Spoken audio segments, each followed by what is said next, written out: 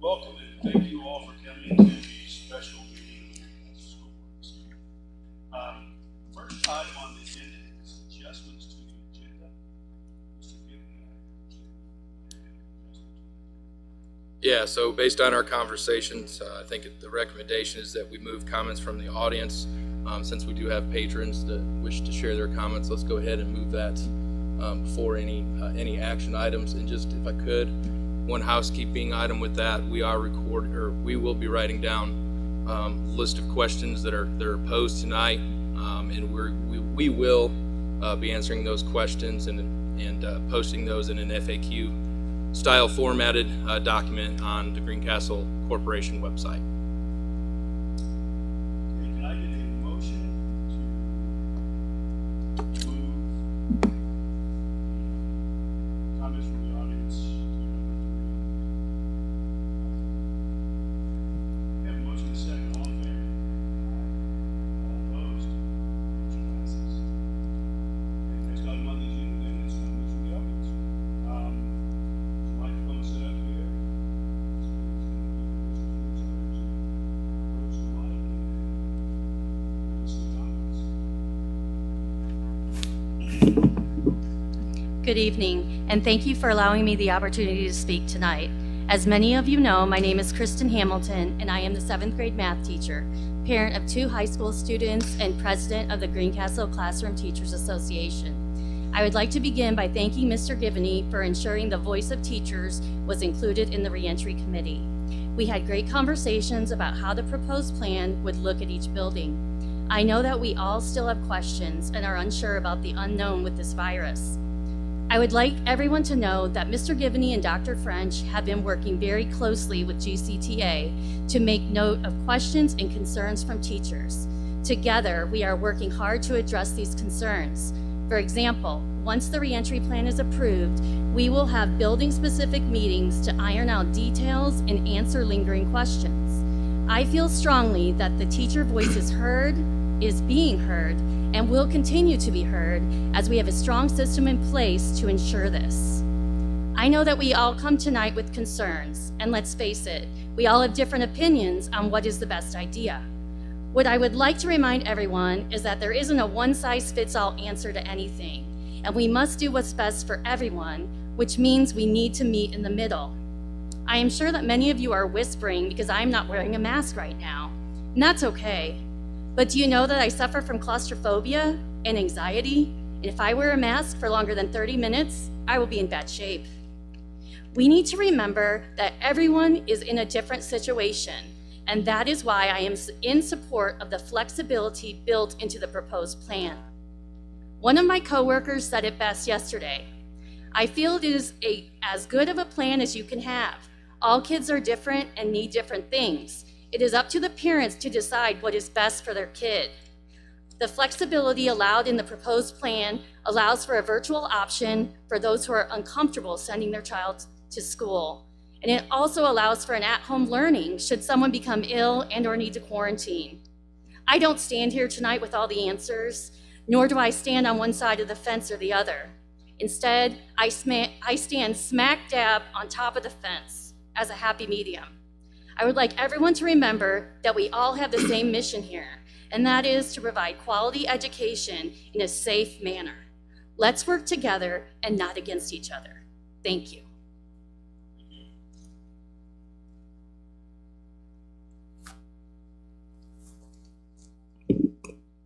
Hello, my name is Logan Kuhn. I am the department chair at the math department chair at the high school. Mostly I would like to say that y'all have an impossible job right now. Even at the best of times, the school board school board decisions are always questioned. Superintendent's decisions are always questioned. I know how hard you are working at this, how hard the reentry team is working at this. I support the reopening of schools. And I'm going to try to be a good follower. My questions tonight are mostly just about logistics.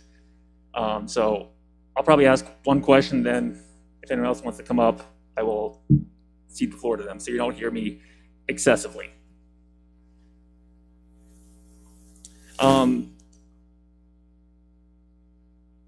My first question, in the plan it says there will be situations when masks will be required. Bus, passing period, hallway clinics, or classroom activities where social distancing is not an option. Given that many times I might have 25 students in my classroom and 28 students in my classroom, and keeping students 6 feet apart at that time is going to be an impossibility, but masks are not required, only strongly recommended. Is that something that I need to address with my principal, or are there going to be times just in the classroom where I can say to my students, you need to have your mask on at this time?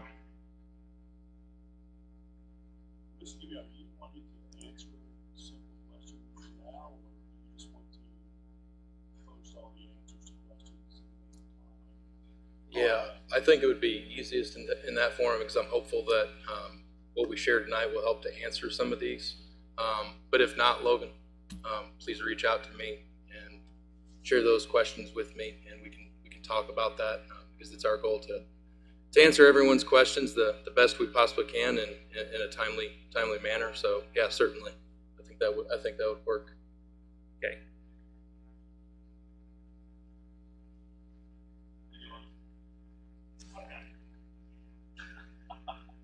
My name is Bruce Zink. My question actually dovetails very nicely with the previous one. Just seeking some clarity about what's in the plan here. Pardon me. Under the section on masks, it said there will be situations where masks will be required. Bus, passing period, hallways, clinics, and classroom activities where social distancing is not an option. And I see under the section on health clinics, it says real clearly, all students and staff will be required to wear a mask in these areas. So that's made very clear.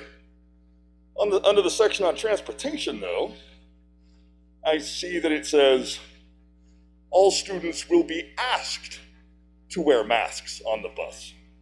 So are masks required on the bus, or are they not? And more broadly, I see that you chose to take an approach where the general rule is no mask requirement, and then carve out specific areas where you will be requiring masks. Could you provide clarity on why you chose that approach as opposed to a general rule requiring masks with specific or case-by-case carve-outs from that requirement? You really did try to touch on that.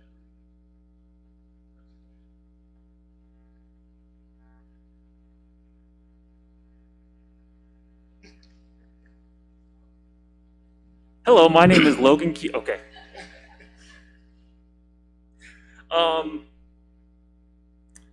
This next one is fairly broad, and a lot of these questions I know you may not have an answer to now. There's no precedence for this, and that's okay. I understand. When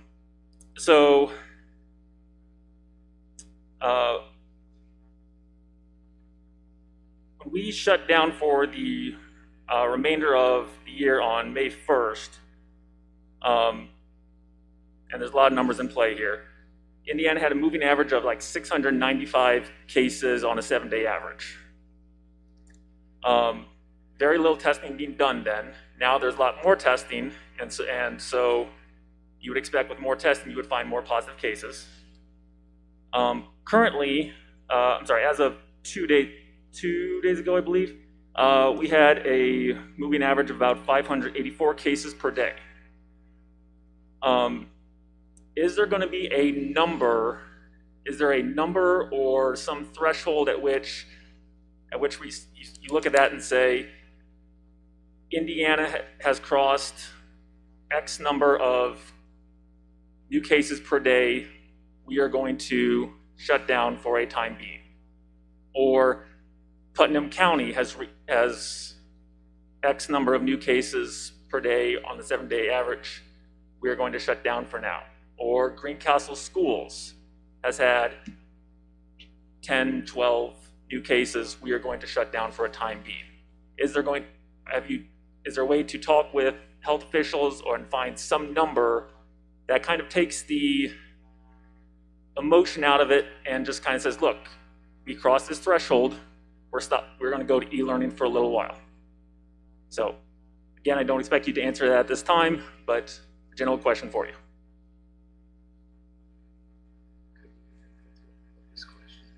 Hi, Paul Jadell, local restaurant McDonald's owner. I get the joy of employing a great portion of your students, and that's awesome for me. As I'm hearing these questions and hearing your response, I'm excited to hear what you present. Will we have a chance to ask questions afterwards? Because I might prefer to ask them after I hear what your perspective is. Yeah, absolutely. I mean, Okay, I think We that just would. wanted to make sure that everyone was able to get the Had- meetings prior. Typically, our comments come at the end of the meeting, but we thought we want to run since here. People have something to say after. I think it'd be good to know, you still got here, but I'd like to know where your stance is. It's written in paper, but your conversation might help us have a better way to ask questions to y'all, but I'll be quiet.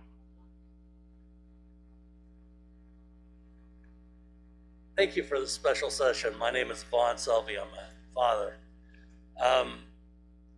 My questions are kind of a follow-up to the threshold question. Not only do you have thresholds established in the state or the community in which we're at for when you would have a backout plan, but have you talked about the backout plan and what that looks like? And are there stages of the backout plan? So that would be my question. Thank you.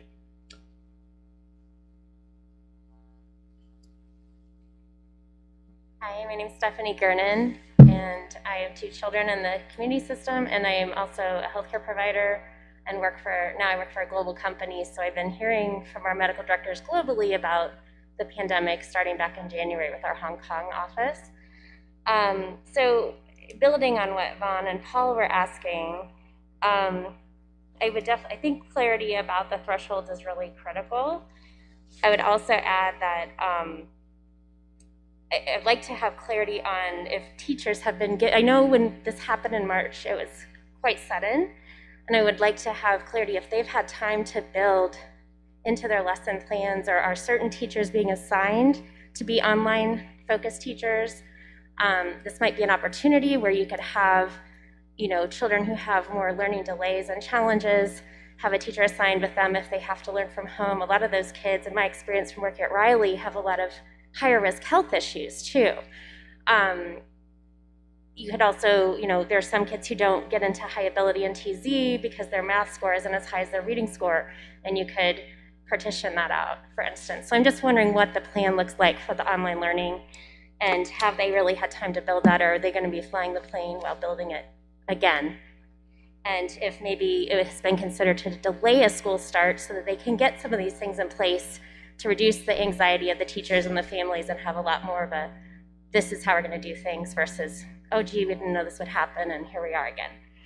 And then I also wanted to just ask a little more clarity on the outdoor learning options and what recess will look like and other activities where they might be outdoors. We have a niece who attends a full-time outdoor school that she's attended for well before this pandemic. Our time in Norway last year, we saw a lot of evidence that this is all feasible, even in a country where things are cold, but maybe it would take some community contributions of gear and things like that, or maybe more options for outdoor play that don't involve the playground. So I'm just wondering where we are with that. Thank you.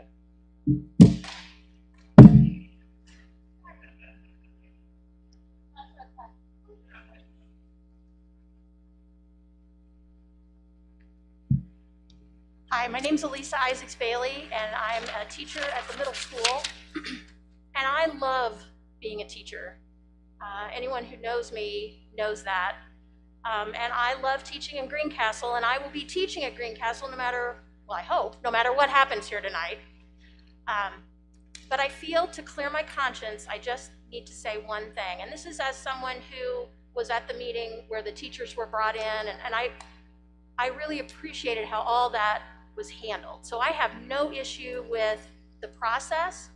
I don't even have a lot of issues with the final document. When I became a teacher, I knew that part of what I had to do was teach my kids how to handle a fire drill.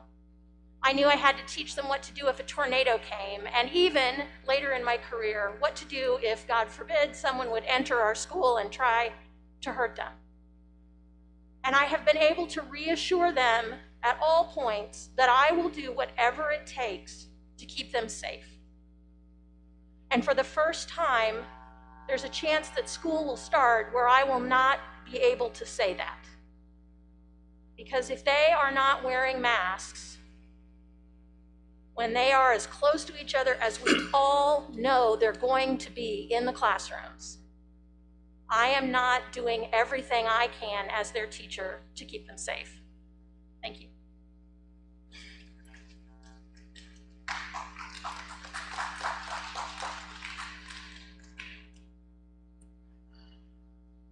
I sense a theme here. I support the usage of masks, and they are, obviously I'm wearing one. I know there's a lot of mistrust because at the beginning we were told masks were not effective, and then we were told that they should be, and some people view that as political or media hype or anything along those lines. As someone who, as a mathematician, I also tend to lean towards science and say, look at, when we know better, we update our models and we do better. There are certain things that used to be accepted as good practice, and now we say no, that is not good practice based on new data. However, with that in mind, if a decision were to be made that masks should be mandatory, is there going to be an exit plan for students who say, I am not going to wear a mask, or parents say, I'm not going to wear a mask? Is there going to be an option for them to move towards online learning or something of that nature? Thank you. And that was my last question.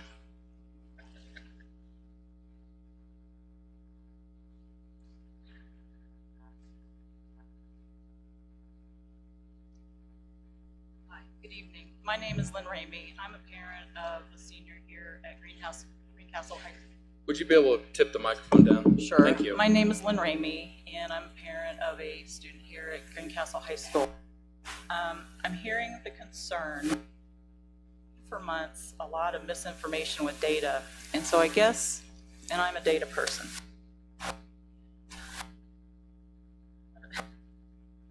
I guess I want to understand is the goal absolute cases ever in the school, or is the goal those people in our society who are most vulnerable to this disease? I don't care what side of the aisle you're on, there's a new disease out there, we don't have a vaccine, there are some people that are at risk.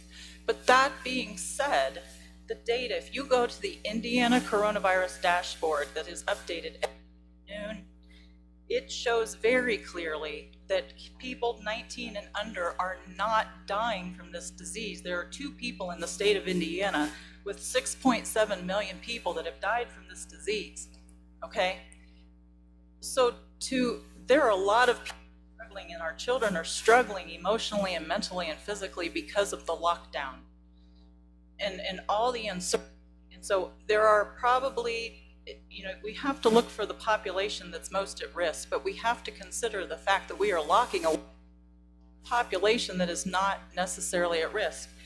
The data, yes, cases were up and then they came down, now they're upticking, but we're testing like crazy. But if you look at the hospitalization rates for the state and specifically for our county, they are falling like a rock. Surrounding counties are falling like a rock. Indianapolis is having about 7 to 8 admits per day now in a county that has 1 million people.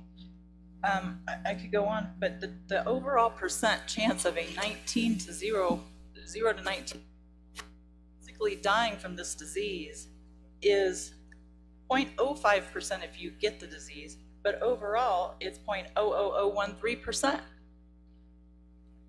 So I'm very troubled by what is the goal. Is it absolutely no cases? This disease will spread. We can do until we change the system. That is either a vaccine or we get hurt. Just can't. The area under the curve, the reason we shut down was to give hospitals a chance to breathe. It's kind of like the early bird special. You try to get your seniors in at 4 o'clock so that you don't have everybody rushing in at 6. You don't change the number of visitors. You don't change the number of cases with what we did. But we basically were trying to give hospitals a buffer. We have done that. 84% of the ventilators in Indiana are available. 48% of the ICU beds are available. I just want to understand, what is the goal of our school corporation? Again, is it absolutely no cases, or is it protecting those students and teachers and all that are susceptible? Because if you can define the goal and you can figure out how you need to lead. So I appreciate your time, and I just ask you to keep watching the data and understand how it impacts the children here in our community. Thank you.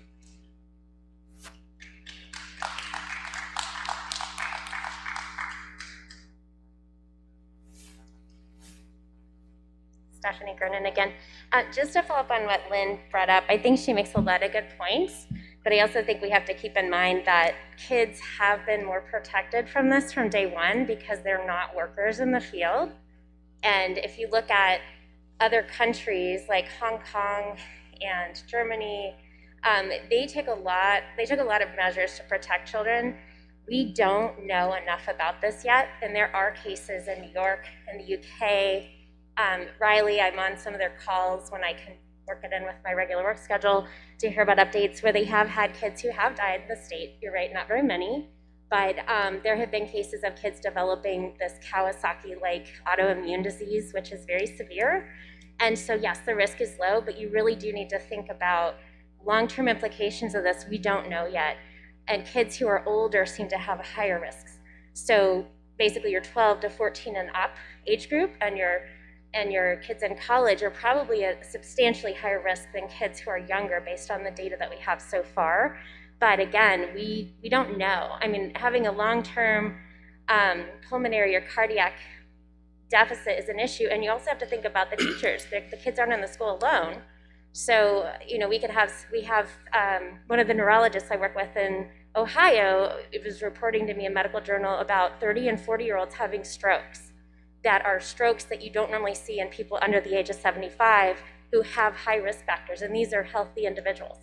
So, correct, we have a lot of unknowns and a lot of things to think about, but with those concerns in place, I would hope that we would take as many precautions and offer as many options as we possibly can, because we may look back on this in 5 to 10 years and say, boy, did we get it wrong. And, you know, as someone who works in healthcare with high-risk individuals, I know what can go wrong and what it can look like and the guilt that families and other individuals carry for the rest of their lives. So that's all.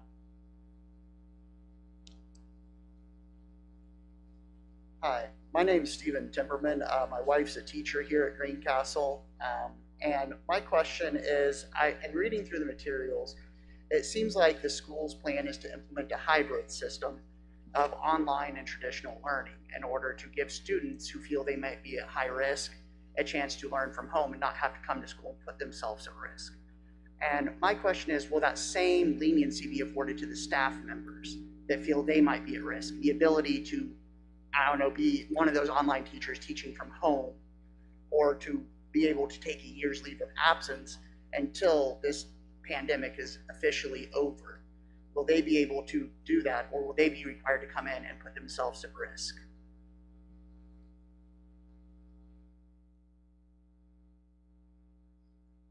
Hi, my name is Doug Hudson. I'm the alternative ed and credit recovery teacher here at Greencastle High School.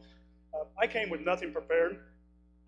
Matter of fact, it was even just a few hours ago that I decided to make the drive to come down to the meeting.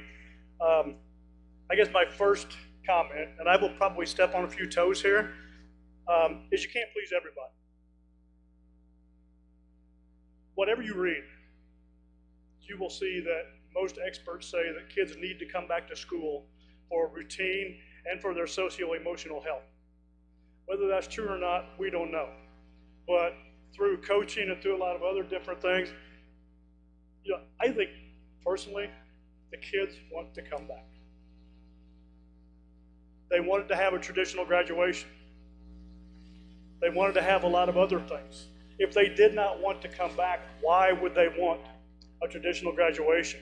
Why would they want things to put closure to their senior year if it wasn't important to them to see their friend?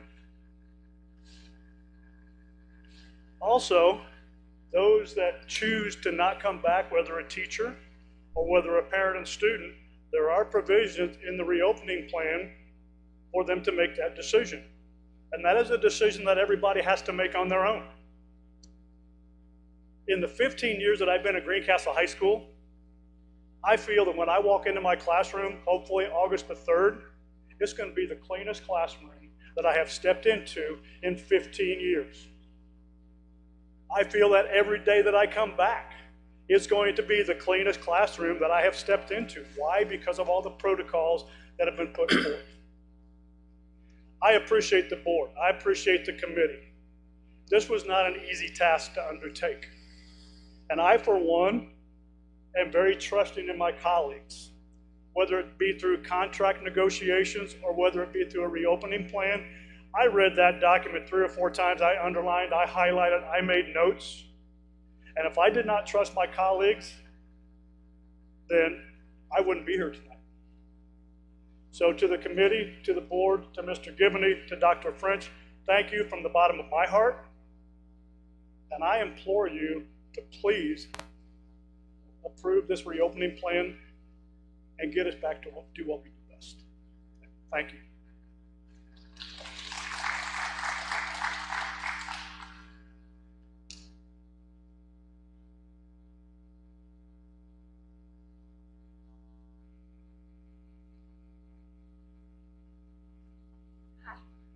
Holly Hill. I teach first grade at Deer Meadow. I'm absolutely for opening up the schools back for the kids, but I would just really like it to be taken into consideration that a K2 or pre-K and second grade building is significantly different than even TZ, the middle school, the high school. The things that the kids are going to be touching, doing, experiencing emotionally, just in general, are really going to be challenging for them. So I also want you guys to kind of take into consideration that K2 is kind of its own beast, instead of looping it all together. So just as you're thinking through some of the decisions, that would be a really helpful thing for us, just to know that we're kind of also being thought of for the little ones. Thank you.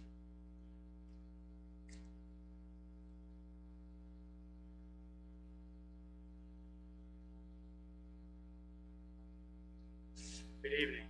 Thanks for opening this up. My name is Peter Foss. I'm a father of 2 graduated seniors. I have a middle schooler right now, and I teach over at the college, where for the last 5 months we've been trying to figure out what to do there. It's not easy, absolutely. And yes, of course we want the kids to go back to school. We want them to learn and engage with their teachers and with their peers. But I would urge the board to consider that we should consider the default as being to mask up, with exceptions as needed for those who, for medical reasons, cannot do that safely or appropriately. If we want to make sure that the community is protected, not just the kids in the school, because yes, do young kids suffer from it as much as older people? No. But they sure as heck can pass it on. It's not just about the kids, getting sick. It's about their teachers getting sick. It's about staff members getting sick. It's about parents and grandparents at home getting sick.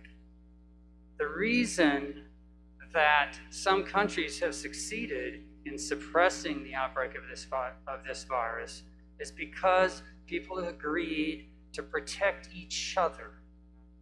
If we care about each other as members of the community, and I think we do, it's a small town, it's a great town, and part of that caring comes with the small inconvenience of being respectful to others by protecting the way that we will most likely transmit the virus to them if we have it.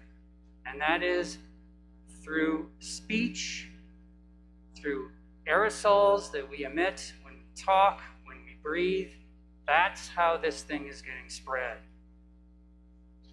That's why we're having a universal mask policy at DePaul. That's why Walmart is going to require everybody to come in with masks. That's why Kroger is going to require everybody to come in with masks. Why? Because it is the single most important way for us to protect each other. And we give up that individual bit of liberty so all of us can have a little life. Thank you.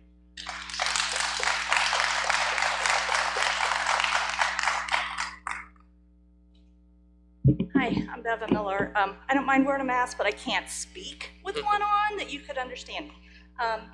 Thank you. I love the way this looks. I've seen the one that's online, and I was a part of making that, and I really appreciate you all prettying it up so that the parents can understand it.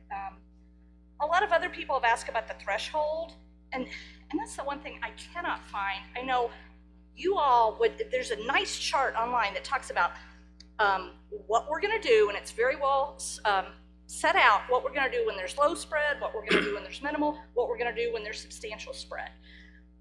I don't know the definitions of those, and I know you guys didn't make up those words. That comes from Indiana State Department of Health, and I've tried to look there. Where is that definition? They pitch it to the CDC. I'm not a data, I can't understand data like Lynn does, but I tried to look through their 62-page document, and I can't find it. So if you could link or somehow in the footnotes say what that is. What is the low, what is the minimum, what is the substantial? Okay, and thank you all so much for working on this.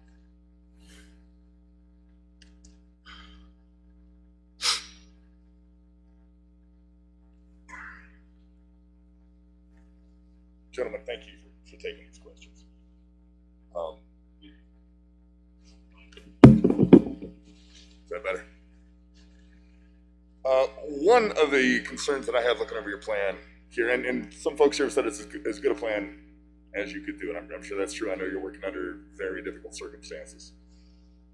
But do you have plans or contingencies in place for auditing the effectiveness of this plan going forward? Are there individuals charged and authorized to verify that the processes and procedures you've outlined here are being faithfully applied and that they are effective in achieving their goals? I know there's a lot of detail that still is going to be fleshed out. I know some amount of it is going to be necessarily deferred to the individuals in the classroom and in the hallways. But if going forward you discover that the social distancing or the cleaning or the screening procedures are not being applied faithfully or are not effective, do you have plans for one to detect that and to deal with it appropriately? In particular, I have concerns about the cleaning. I know that even in a normal year, my children's teachers tell me, send hand wipes, send Clorox wipes. We need them. We don't have them in our classroom. And I remember how things were in March. You couldn't get that stuff.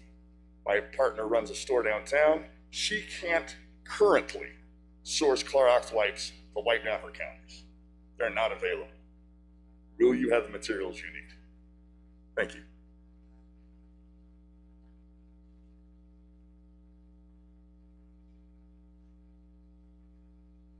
Good evening.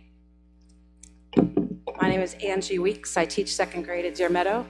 I'm a community member, 20 years. I'm a parent of 2 children who are now going off to college this fall. They are being mandated to have testing before they go to their campus. I encourage you to think about how can our calendar be modified, perhaps like our universities are doing across the nation. Do we have to be at our school site past Thanksgiving? Do we have to have all of our classroom there every day? Can we have half go Monday, Tuesday, the other half Wednesday, Thursday? Everybody stays home on Friday. I think outside the box, and I know there's so many more that are like me. So many more are also afraid to come up here and talk. We shouldn't be afraid to talk. We're community members. We work together. We love our children, our grandparents. I'm also a local restaurant owner. And to think about the fact that today the governor said we have to go back to 75% again. And it breaks my heart to think our kids are being told they must go to 100%. Now, don't get me wrong. I want my job, and I cannot wait to return to it. March 13th, I sunk into the largest depression I've ever had in my entire life. I miss my children. I miss my colleagues. There were days I didn't even get out of bed. But I rose up on July 1st and I said, you know what? I'm going to have the chance to perhaps go back to teach. I don't know how it's going to be, but there is a possibility. And I'm encouraging everyone here to think about how to work together, because I know there are more options. I thank you for your time, and I hope we can work together.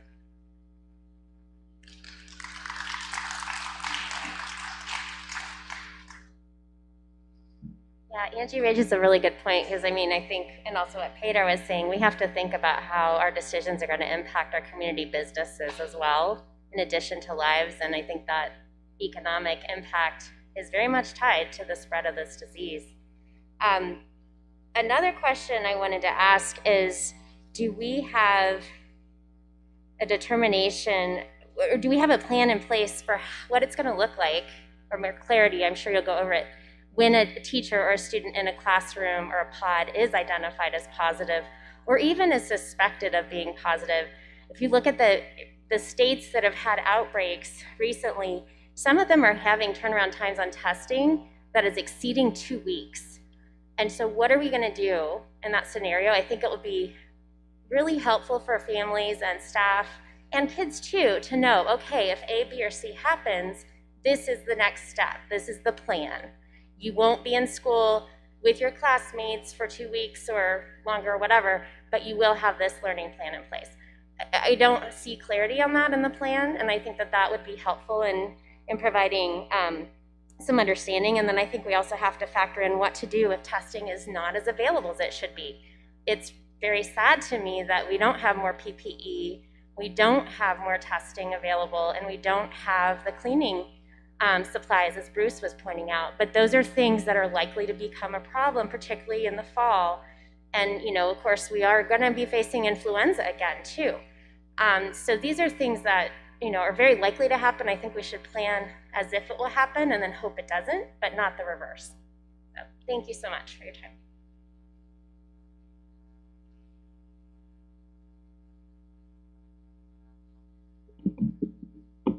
Hey friends, I'm gonna yell a whole bunch because I don't want to be close to that thing. I've already read about aerosols, and new studies come out about aerosols, especially with singing, and that's why I'm here, because our plan, I teach singing to all of the kids at TZ and other music things. It could go on, but okay, and recorder playing. However, I know they're all at your house. You're so enjoying the recorder right now during quarantine. And I'm not afraid to talk, so we could be here all night. But anyway, so I just wanted to ask, because I'm really excited to hear from Jen and Kathy, because I know we're going to get an expanded plan. I'm ready for that. But something that I liked seeing here was that there was a category music, because another plan I read the other night right from staff, there wasn't really a category for music. And so my question here was, it says students will have the opportunity to participate in music education while practice social distancing. Yeah, okay, I'm working on that in my plan and what I'm learning.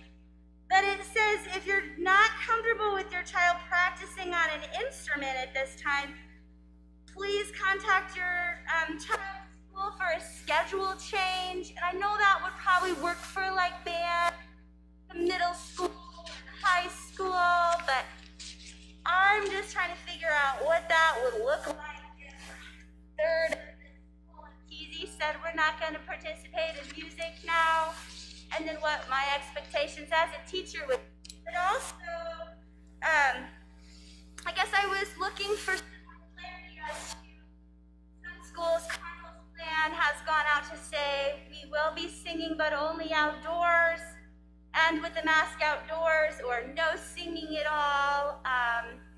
Various things like that. I just want to make sure that I am aligned with you and aligned with what your expectations are before I even ask the children to engage, even though I have a plan for them to be spread out in my classroom.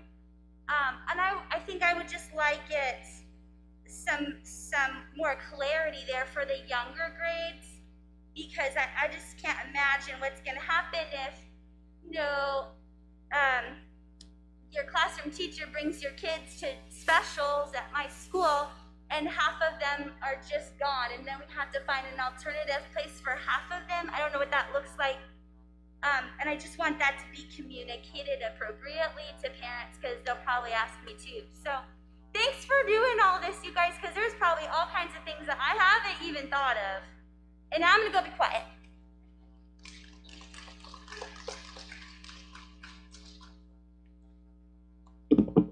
Hello, my name's Evan Scott. I'm a custodian at Deer Meadow Primary, and I just want to thank you all for the hard work you've done. I know it's a difficult decision that you're making, but in everything that I've seen and I've heard, we focused on students and teachers specifically, and that's great, they're important.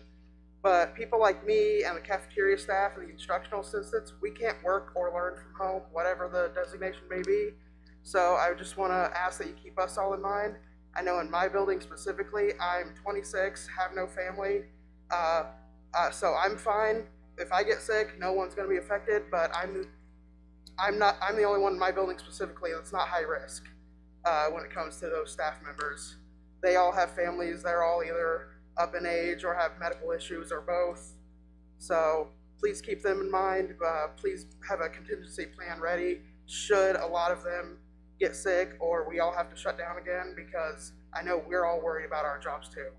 So thank you. Please keep us in mind. Please keep our kids safe, and let's get through this together. Thank you.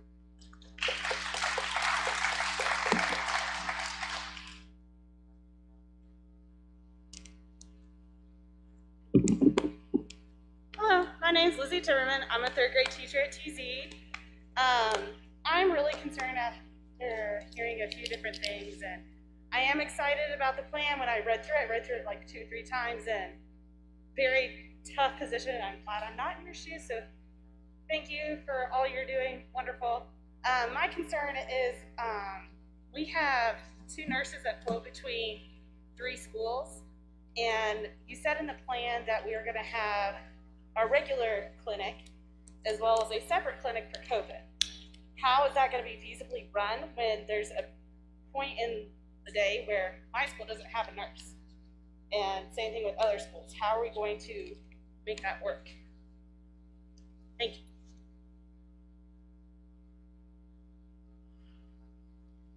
It's me again. I just have one comment. I know that there has been, it's expressed today and through several teachers about the test location at the fairgrounds being shut down. Mayor Dory has confirmed that they did have to shut that down because of the fair, but there will be a center set up at the fire station out by the yard waste recycling facility. And for those of you that know me, I don't even know where that is, but I just want you to know that it is in the works, and I don't know when it will be set up, but that is in the plans.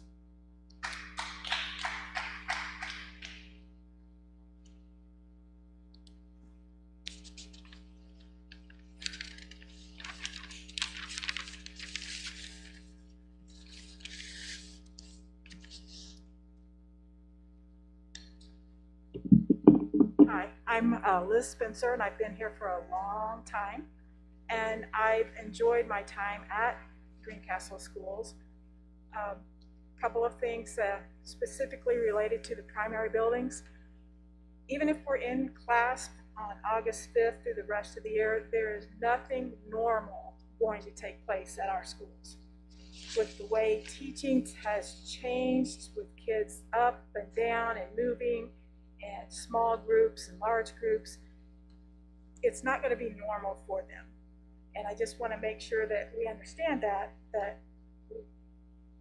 it's going to be a crazy year regardless. The next thing I'd like to mention are the secretaries. I have some friends that are the secretaries, and our secretaries usually get to take care of the sick kids when the nurses aren't there. And we, on top of being concerned about the COVID, we have lots of people that come in vomiting. I really am concerned that for the protection of secretaries, because without them, I mean, they are the lifeblood of the school, and without them, we are in big trouble. So please consider how we can possibly take care of our secretaries, and as Evan said, the custodians. Just realize that nothing is going to be normal for these kids in school this year. I know everybody's thinking and planning on how am I going to keep these kids apart, no small groups, none of that kind of stuff. So thank you. Thank you for all you've done, and good luck.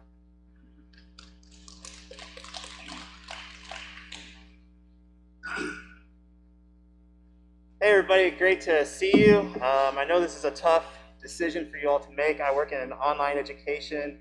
We had a campus in Indy and was part of the leadership team that had to shut down our campus and shift to 100% online. I consider myself to be a Zoom expert. My name is Matt Cummings, 2 kids in TZ. I'm really happy to offer any clarification or help with any platforms of shifting to online environments. I have a couple questions though, kind of similar to Bruce, where he's asking about compliance.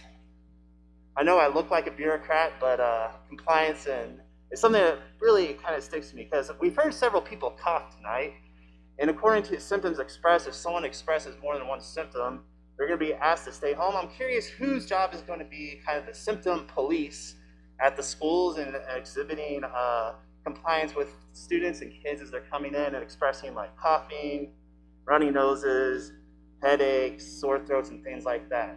What is the actual plan for compliance when symptoms are expressed?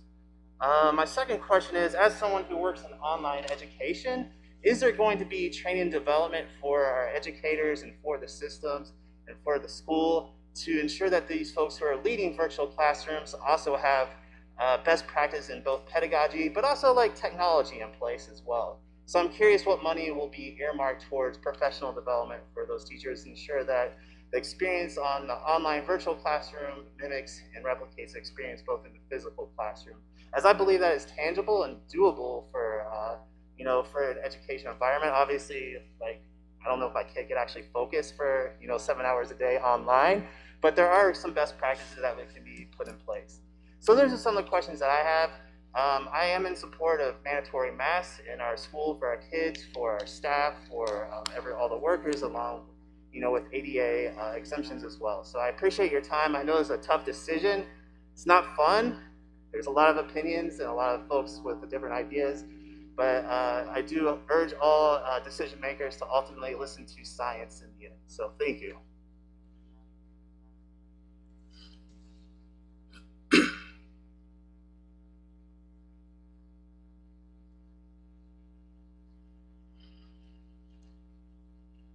I'll make this short and sweet. I saw something today. I'm a big Twitter user, and I've seen it several times. What everybody needs to realize is school never closed. The school building's closed.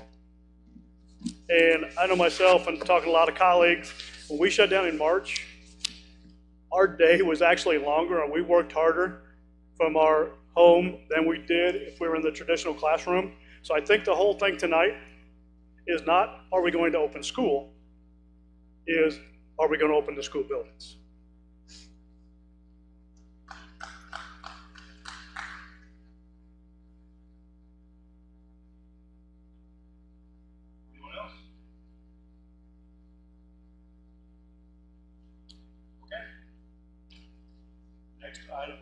agenda then would be new business approval request for the 2021 reopening plan.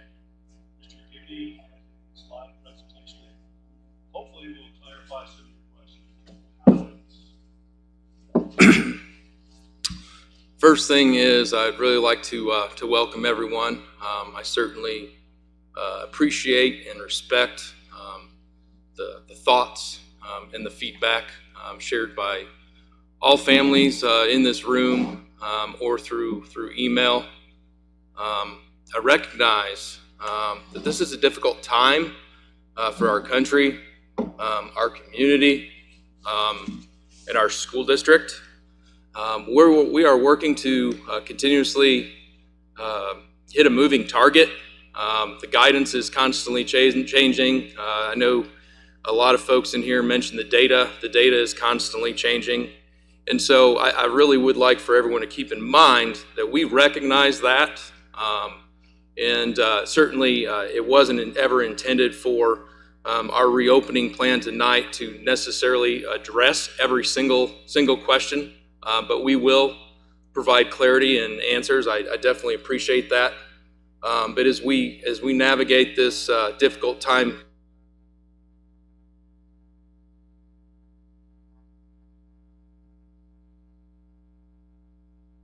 I don't know if people can people hear me the way it is?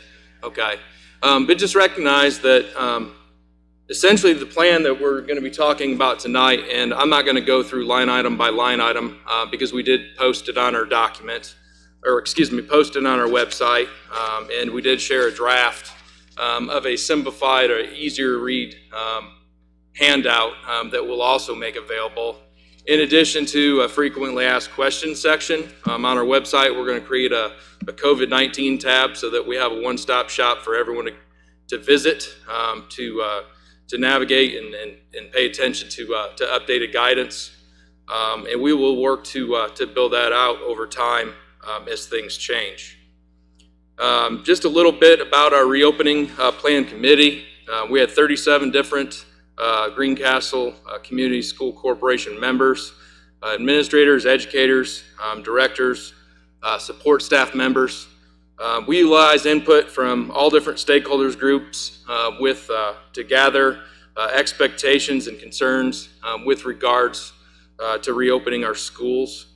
Our plan utilized guidance from Indiana's in-class COVID-19 health and safety reentry guidance document, which was developed by the Governor's Office, the Indiana State Department of Health, the Family and Social Services Administration, and the Indiana Department of Education.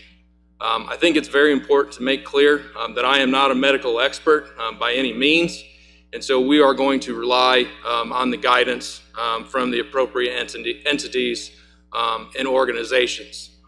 And school staff is constantly participating in DOE webinars and meetings to make sure that we are aware of the updated information so that we can make good decisions.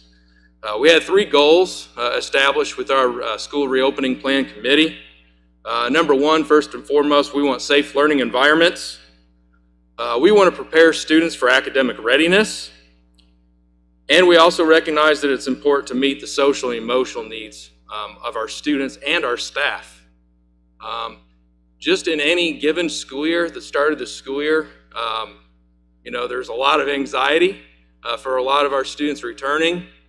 And then we add the COVID-19 pandemic on top of that, and we recognize that we're going to have to be even more prepared than we ever have been. The draft plan was submitted to the Putnam County Health Department for approval last week, and they approved it. I mentioned that we're going to create the COVID-19 tab.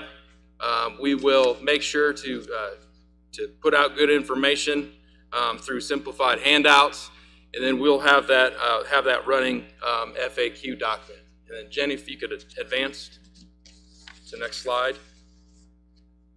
So our continuous learning plan, we recognize that each family has unique needs and unique factors regarding their circumstances.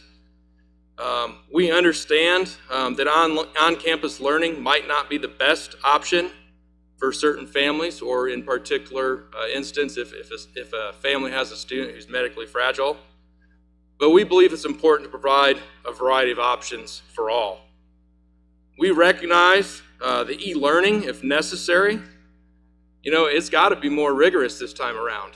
I don't think there's a single staff member in this classroom that would argue with that e-learning was never intended to become distance learning.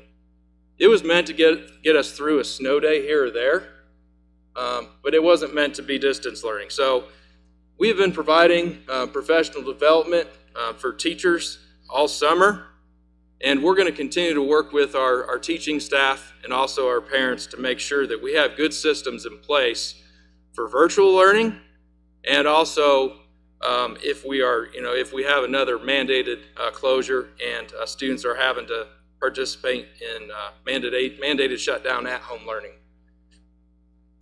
We've also applied for the Governor's Emergency Education Relief Grant because we recognize, again, that every family's circumstances are different. So the government has set aside $61 million to support our state. We are working with, I believe our group is called Get Connected Putnam County, and it's a collaboration amongst school districts and some key partners. Because Greencastle specifically, we want to be able to offer support with connectivity if we are awarded a grant, and that would involve a variety of different options for families to get connected. I would like to point out we are in a better situation than some, is we do have devices kindergarten through 12th grade. You know, we still have to follow the state guidance with respect to providing 180 days of instruction for the 2020-21 school year. And essentially, in looking at our different learning options for the 2020-21 school year, you could think of on-campus learning as our more traditional learning experience following the reopening plan guidance. We are going to offer a virtual learning option for families who either have an extenuating circumstance or potentially maybe aren't ready or don't feel safe coming back into our school buildings. We still want to keep them as part of GCSC and offer them a good, high-quality education. We have what is called quarantined learning. So if there is an instance throughout the school year and a student is forced to quarantine, that way they remain connected with their classroom and have opportunities to make up all work missed and assignments. And then I won't go into it again, the mandated shutdown at home learning. Next slide, please. So there have been a lot of just the conversation on masks. Just in general, we are the only Putnam County school district that is requiring masks. And I would like to make a clarifying statement with regards to masks. Masks are required in our reopening plan when social distancing isn't possible. So if there's a situation in a classroom where there's a large size and social distancing can't be possible, then masks are going to be required by both students and staff. There was it was mentioned about the buses. There was a section to where after we revised it, language wasn't updated. Bus drivers will also be required to wear masks as well. So basically the rule of thumb is if social distancing can't be achieved, masks will be required. Students and staff will be required to obviously have a mask with them at all times. We did put in for the allotment from the Indiana Department of Education to where they will be providing Greencastle with one cloth or fabric mask for each staff member and student. And this is something that certainly will be added to supply lists as well. And we also have purchased some more of what you would call the surgical mask or the more temporary style mask for situations when those are needed. We also recognize that certain staff members or certain students might have medical conditions that might prevent them from wearing a mask. And if that's the case, certainly we recommend that you speak with your primary provider or primary healthcare provider, and also the school nurse, so that we can plan for and make accommodations for families as well.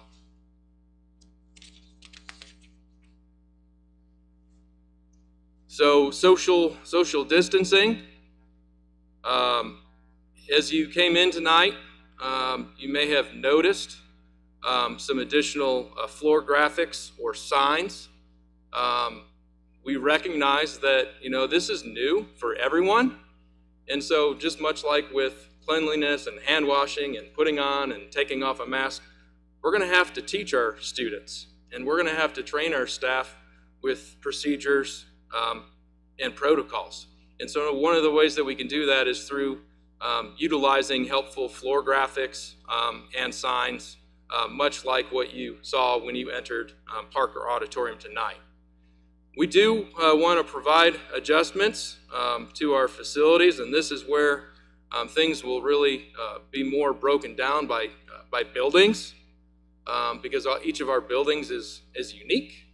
Certainly they all have their strengths, but some of them also have their unique challenges, and we recognize that. But we are going to work to maximize or create some additional opportunities where we can practice social distancing. And I'm not going to read through the list, but you can see examples of how we might create opportunities in classrooms. And as we mentioned earlier, it might not be every classroom, but if we can create opportunities for social distancing in the classroom, and the numbers allow, and once students are seated, the desks are all facing the same direction, students would have an opportunity to take their mask off. If they get up from their seat, the mask would have to go back on. Similar examples for the buses, the cafeteria. I know somebody mentioned recess. We also have unique challenges in Indiana with the weather. Some days it's really hot, other days it's really cold. I think that most educators are of the mindset that if we can get students outside and we can take them on a break, I'm all for learning outdoors or learning in an outdoor space. And I think the question was asked with music or with band. Yeah, there might be some opportunities, especially with those particular groups. So those are conversations that we still have to have specifically at the building level, and we will. And we will provide some additional guidance to families on what it might look like with the different buildings. If you could advance, please. I know the question has come up about screening. Parents will be required to screen their students daily before sending them to school, either by dropping them off or on the school bus. And all staff will be required to self-screen, before coming to school. Students and staff exhibiting symptoms of COVID-19 are prohibited from coming to school, and they'll be sent home immediately. We are already working with GCSE staff to provide them additional training and professional development in the recognition of COVID-19 related symptoms and how to respond to those types of situations. We also plan to provide similar type of information to parents, checklists, so that they can run through step by step how to screen their student. Next slide, please. Another important topic, and as I walk through the school district today, our staff's been obviously hard at work just preparing our buildings for the start of school, and they look really clean. We recognize that we're going to have to provide enhanced cleanliness, and our cleaning procedures have been updated and changed. For all classrooms, buses, playgrounds, GCSE facilities, supervisors are providing training to employees. A good example of that would be when all school buses are sanitized after each route. All of our drivers, we have pump sprayers with chemical that is effective against COVID-19 and other germs. We have pump sprayers where they will be spraying down all of our buses. We have additional spray cleaners and spray bottles that we'll be providing for teachers for classrooms. I know that somebody had mentioned the Clorox wipes. You know, as with anything, there are a lot of things that are just a lot more difficult to get your hands on right now. And we recognize that, and we are preparing for that. And so we've been planning for those accommodations and purchasing additional chemicals. We've also purchased a lot of hand sanitizer. It all meets the specs for taking care of the COVID-19 related virus. So all classrooms will be provided with pump sprayers. Students will be sanitizing their hands multiple times, you know, upon entering, exiting the classroom, you know, in the lunch line, before class. I mean, we've really accommodated for that. But that's something that we also, again, going back to it, we know that we're going to have to teach the kids and train the kids, especially our littles. So we are well prepared for working with students with that. If you could advance it. So each building, the topic of clinics has come up. Each building will have 2 different clinics. So if you're thinking about in terms of it, we would have a regular clinic. That would just be for the typical normal, you know, students, you know, cutting their arm and needing a Band-Aid or taking their daily medication. But then we are also establishing a separate alternate clinic in which students are treated for, treatment of students experiencing COVID-19 related symptoms. Additional considerations for these spaces for the clinics is, you know, masks will be required by all students and staff entering those areas.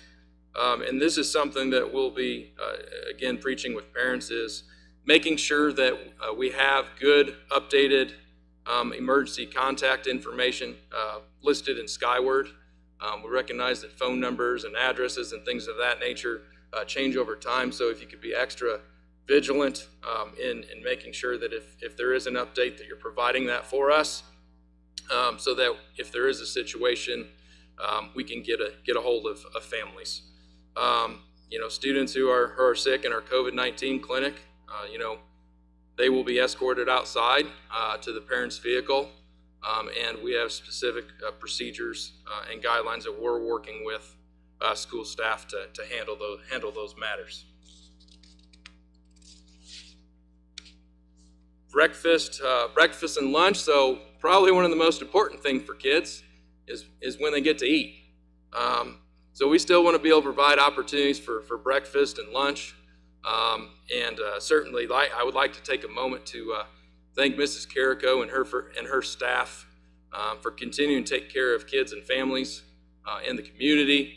You know, even students that aren't Greencastle specific, during the period of time where school was closed and continuing over summer, because we recognize that really does go a long way in helping families out. And we plan to obviously continue to offer opportunities for breakfast and lunch. And should the situation arise, if school were to close again, we would work to provide opportunities for families. But building administrators have already worked to adjust or fine-tune their already difficult schedules and have created additional lunch periods so that we can not necessarily have the same amount of students in the cafeteria as we normally would do. Creating additional space for students to eat. You know, we may end up in a situation where we have an alternating eating schedule in an elementary building to where, you know, one day they're eating in their classroom, and then, you know, the next day they get to go to the cafeteria to a more traditional environment, but still with a smaller space and social distancing and sanitizing and cleaning procedures in place. You know, our older students, if we have outdoor eating spaces, they might get to eat outside. I know that, again, just going outside, seeing a little bit of sunshine and breathing a little fresh air can do a lot for the mind. We've eliminated self-serve options, so that way, you know, students won't be multiple students won't be touching the same thing. Again, we'll have hand sanitizer in our cafeterias and our serving lines. and it will be reinforced. Students will be asked to wash their hands before eating.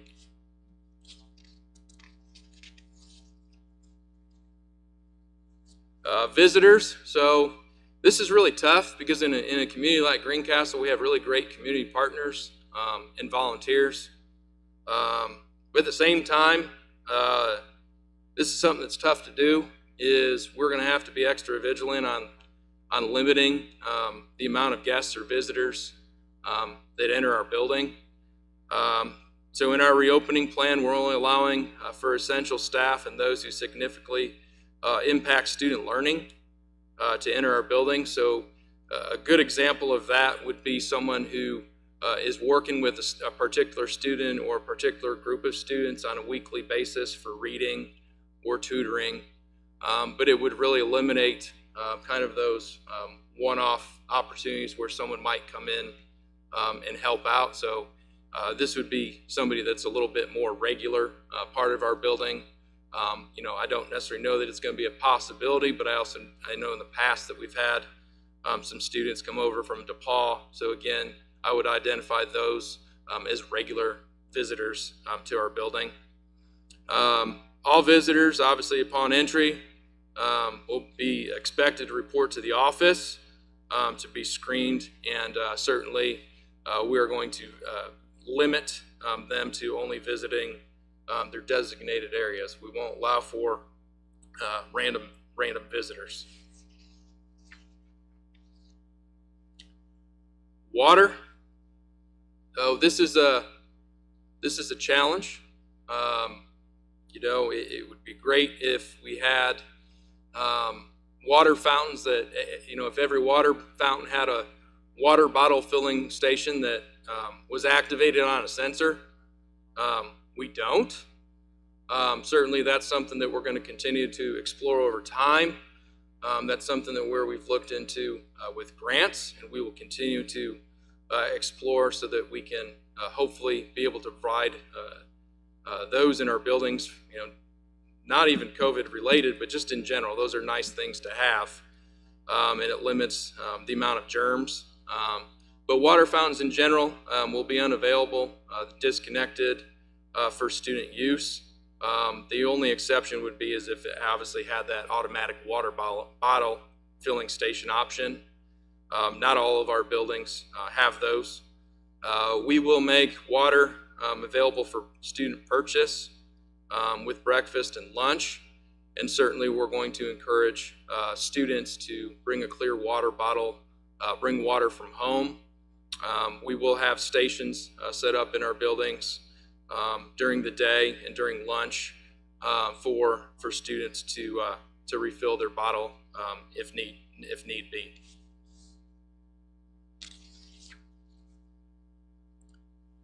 Transportation. So obviously we are still wanting to provide Greencastle transportation. We are going to do something a little bit different this year.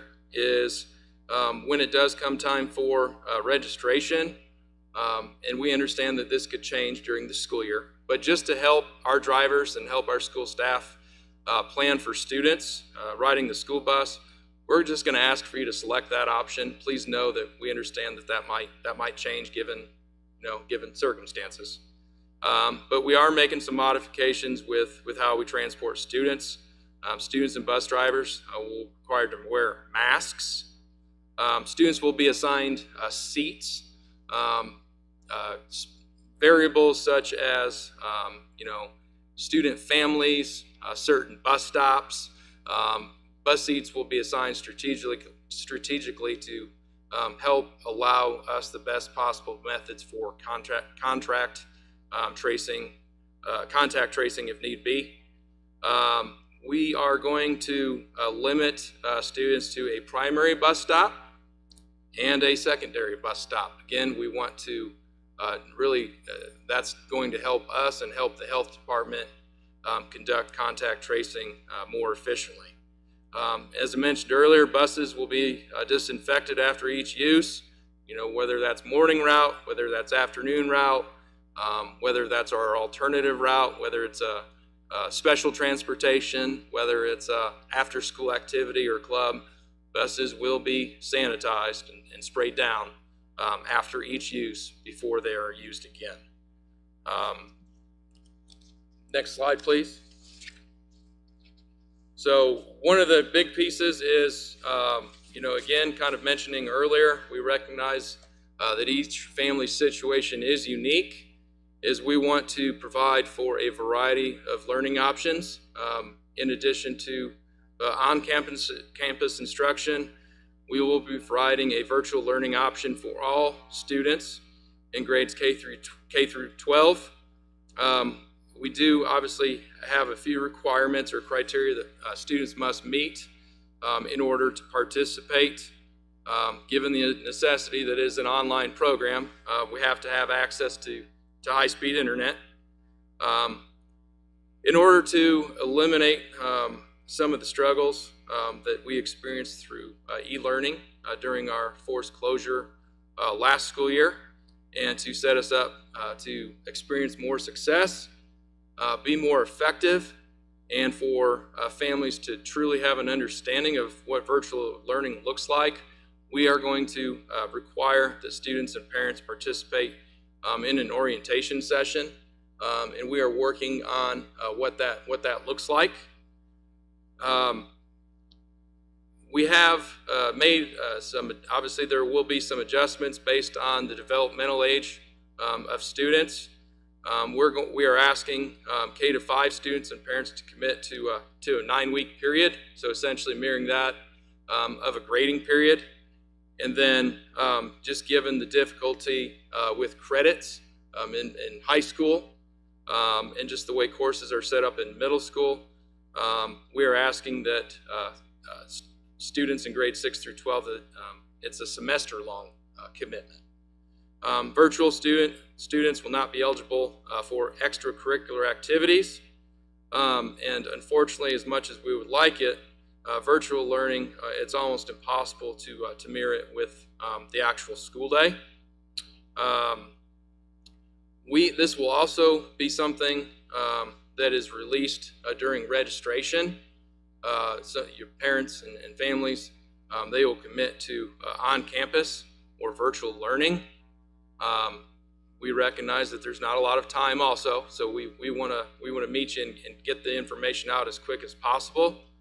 But until we have those numbers of what it looks like, we can't provide some more specific. So, for example, if we have, I'm just throwing numbers out there, 20 students in grades K-2, then we're going to work with our building principals and our teachers to potentially identify, one virtual learning teacher or instructor for those 20 students.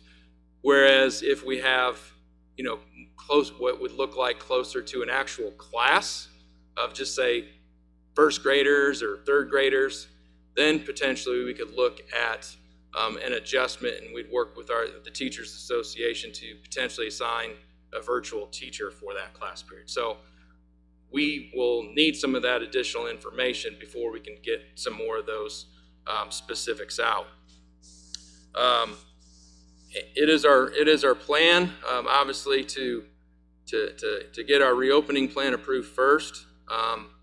Once that happens, we expect to be able to push out our virtual learning options and very specific information for families and registration in general, hopefully by the end of this week or at the latest the beginning of next week. And we'd utilize School Messenger, or I'm still kind of learning the terms here. I think it's Skylert or Sky Alert from Skyward, so that families can have that information, and we'll post that on the website as well.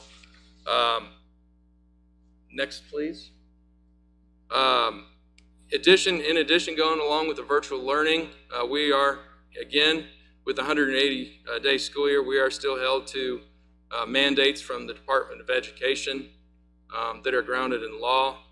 And so one of those things is unless there's a pause in state mandated testing, we will have to work out opportunities to schedule students to participate in state mandated testing.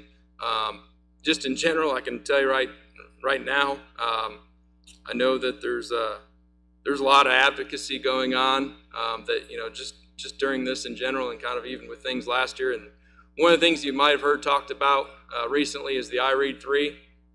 Obviously, we know students didn't participate in it last year, and then there's been some discussion about fourth graders potentially being able to take iRead 3.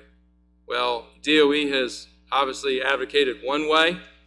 The General Assembly and the State Board of Education have kind of taken another route. So until that changes, you know, with state mandated testing, we have to continue. I can tell you I'm not real interested in looking at giving the iRead 3 to fourth graders. I think we have great teachers in our classrooms. We don't, you know, that's not meant to be a diagnostic test. So I think our teachers can assess where those learning gaps are and accelerate learning to fit those needs. But that's where we could definitely use some advocacy from stakeholders and folks in this room, just with anything legislature related. As always, if you can reach out to your local legislators and ask them to pause testing during this school year, I know that would be much appreciated on my end. And it's a lot better when they hear from the parents themselves. It'd also be obviously the responsibility of parents to provide internet access, monitor progress, and encourage their students to keep up with work. So again, our virtual learning option, while it can't mirror the school day, it's going to be much more rigorous, and the expectations are going to be much higher than what you saw with e-learning at the end of last school year, in part because we've had a lot of time to prepare for that. And then obviously students must complete the courses within the time frame given the elementary 9 weeks or middle school, high school, based on the semester. Next slide, please. Athletics.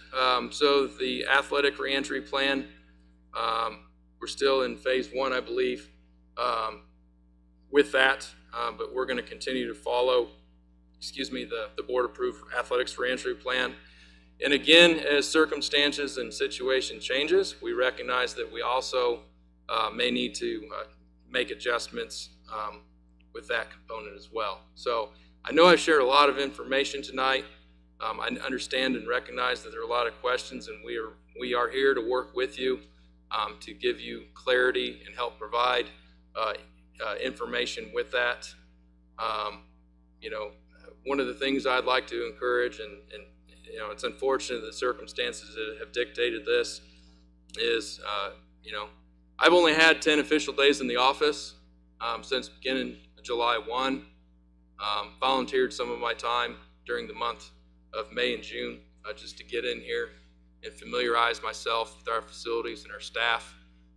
But I really do want to immerse myself and get to know patrons, different organizations, and really learn more about the Greencastle community and establish those relationships that if you do have questions, which I know that some have emailed me, some have even emailed me today. I haven't gotten back to them yet. But I do welcome that, and I will respond to you within 24 or 48 hours. So I really, you know, if there is a concern, I'm here to work with you. I'm here to support your students and provide them the best learning experience possible at Greencastle. So by all means, I would encourage you to reach out to me with that. But that is a lot of information that I have for now. We will work on developing the FAQ document, which will be posted to the Greencastle website. The larger reopening plan will be posted, and we will also update and post kind of what I would call the simplified guidance as well, and just work with you to provide clarity on those items.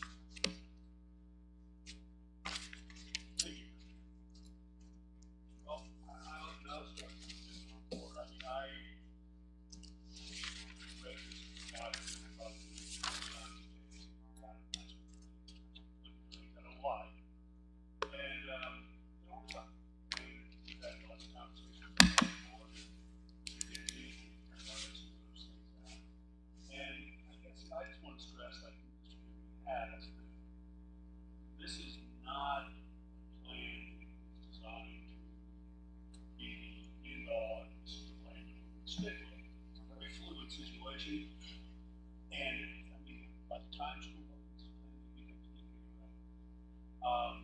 just seems like to me doing a nice job trying to incorporate the needs and wants of everyone and creating surveys and voice their opinions.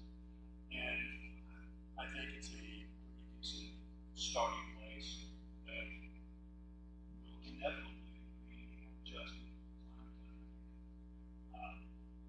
Those are my 2 cents. That's my No. Sorry.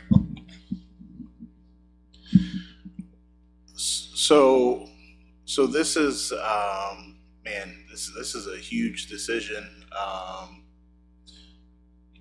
For me personally, probably, one of the bigger decisions I've ever made in my life, if not the biggest. I have a kid in Greencastle schools too. And so, there's a lot of, mask is a big thing, and so requiring mask, I think, for me is important. But a lot of work went into this, and there's a lot of moving parts that, there's just so many variables, and so I think everybody tried their best to consider all of that. I don't know that we will be able to answer all of those questions or fill in all of the gaps right away. But I will say that for me personally, I know we talk about kids and death was mentioned and but I think when kids get sick and they're out of school, that affects more than just the kid and their learning, right? And so, excuse me for saying kid, I should say student, probably. I'm sorry, but that's a parent off of work, or whatever. There's other siblings. There's so many moving parts to all of that, and so for me, I think I think there's a lot that's been put into it, and I appreciate that. But I think that's a piece that I kind of want to focus on that piece, that mask piece. I know that's one of our biggest gatekeepers in doing all this, and so I'll just leave it there. Quit rambling, but in a sense, that's what we're requiring, right? Yeah, so just on the topic of masks are required when social distancing isn't possible. That, just to be very, very clear, and again, I mentioned that we are the only Putnam County School District requiring that. That wasn't even a requirement. The Putnam County Health Department would have been satisfied with our plan with masks just being strongly recommended. The CDC has provided a recommendation, and it's just that, it's guidance. The Indiana State Department of Health and the Department of Education, the Governor's Office, the Mayor's Office, the County Office, masks at this time have not been mandated in our area. But yes, we're going to require it when social distancing is not possible. And we also recognize that, again, it's an ever-changing situation. And is that, if there is an uptick and that mandate is handed down on us, and there's anything that we can do to strengthen what we're already doing, by all means, we're going to do just that.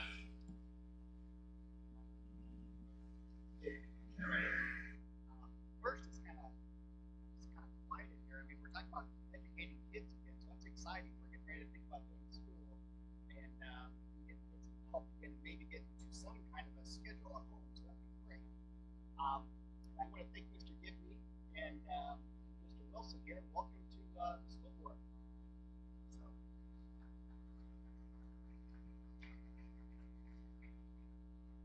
It's really hard because I know how our administration has worked on the plan, and you never want to try to dissect something that you don't put a lot of time and passion into it.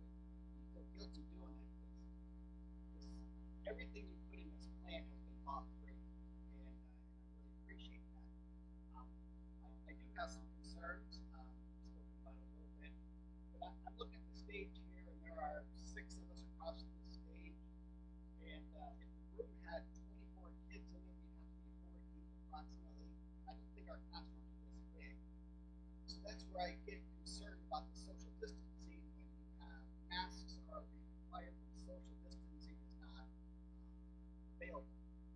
get that, it makes sense. But why are we making a judgment call? Why don't we just simply say, hey, you know what? Masks are required other than people who have health concerns, and maybe face shields or something else would be required there. Why don't we simplify it and take the decisions out of everybody's hands to make a judgment call and just say, hey, we're already saying we're requiring masks, so let's just go all the way with it. I guess I just need a little more clarification on why we're not doing that.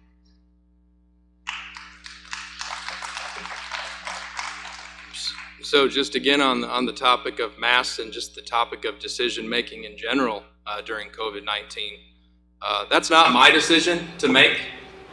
That's a family decision to make. And again, we are working with the guidance from Indiana in-class COVID-19 document, the State Department of Health, the Governor's Office, the Family and Social Services Administration, and the Putnam County Health Department. None of those mandates have been passed on to Greencastle Community School Corporation. They have felt comfortable with our plan the way it was written. Our plan contains additional contingencies compared with the schools surrounding or directly bordering our area. None of the other Putnam County school districts are requiring masks. There is an exception at South Putnam. I think they're requiring them on school bus. North Clay isn't.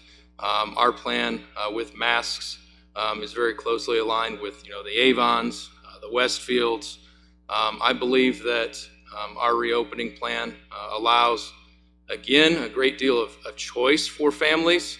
For some, that might be the on-campus traditional route, and we also recognize that it might be a virtual route. So I think that we can't necessarily meet the needs of one particular group. I think that our plan does a great job of, again, providing options and a variety of them for families.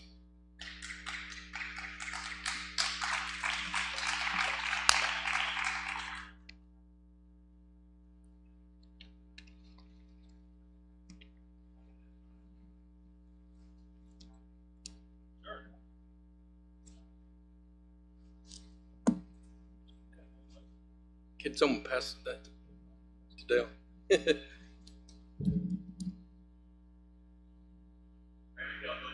But I would say one thing, that we do need a mask, and first of all, let me thank Mr. Givney and the team that put this plan together tonight. They worked very hard. I don't know who all they are, but I know there was a large group of them. I'd like to personally thank them. So the masks are good, and I'm going to leave you with this.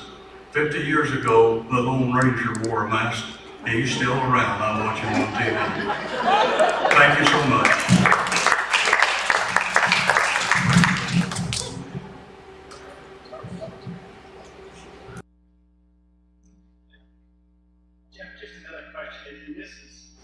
This is me just thinking, like I said, I really appreciate all the work you guys have done on this. Has there been any thought to pushing back the start of school and or having group A and group B and every other day? I noticed that Carmel, they put their plan out there and they kind of separated it by the schools, and the high schools going every other day, and then you have to wear masks when you do come. So I understand that your third graders and below, they don't really spread the virus. They don't really have that capability as much as the older kids. And I understand that they're going to be eating their masks and they're going to be spinning them around and shooting them at each other and trading them. But has there been anything that has been thought about of pushing school back a little bit and to see what happens with the other schools and or like an A and B group? Yeah, so as with anything, there's much thought and consideration given to many different options, and there are a lot of factors that play into that. Again, the Putnam County school districts have met and collaborated and had some conversations. We do share some services with Area 30 Career Center. So there are specific factors that can essentially kind of become a barrier when looking at kind of like a staggered schedule, so to speak, or grouping different students. I mean, what does that look like for different families?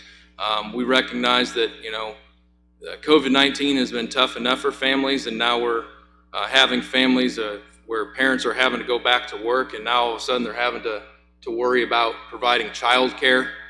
I worry about, the social emotional well-being of students who are at home. They've been away a long time. They've been having to work through a scary situation. They need to be with us back at school. I worry about those students who depend on a GCSE breakfast or a lunch. I just think there are too many potential barriers that would work against the different groups. Again, kind of going back to it, the Department of Education hasn't relaxed any requirements, so to speak, with the amount of days per instruction, the amount of standards that our teachers are expected to cover. We've already experienced what we're going to already have to make up from a learning gap from last school year, and if potentially students aren't with us, I think that gap could only widen or worsen. There's just essentially a lot of thought went into it, and the committee feel like that's the best option for us right now. As far as calendar considerations, I was on the Johns Hopkins website today. That's a great resource for COVID-19 related statistics, specifically with Putnam County, and identifying hot spots. So as we recognize hot spots have flared up around the country, Putnam County is not a hot spot currently. There are 175 confirmed cases to date in Putnam County. If you look at a population of 100,000, the county case, it'd be 463. So if you're looking at Putnam County compared to, say, with Marion County, they're almost triple that. Certainly their situation is much different in Marion County than it is in Putnam County. So I think you have to kind of give consideration to that. You also have to give consideration to, we don't know what potentially could happen in the fall. We have to get our 180 days in as well.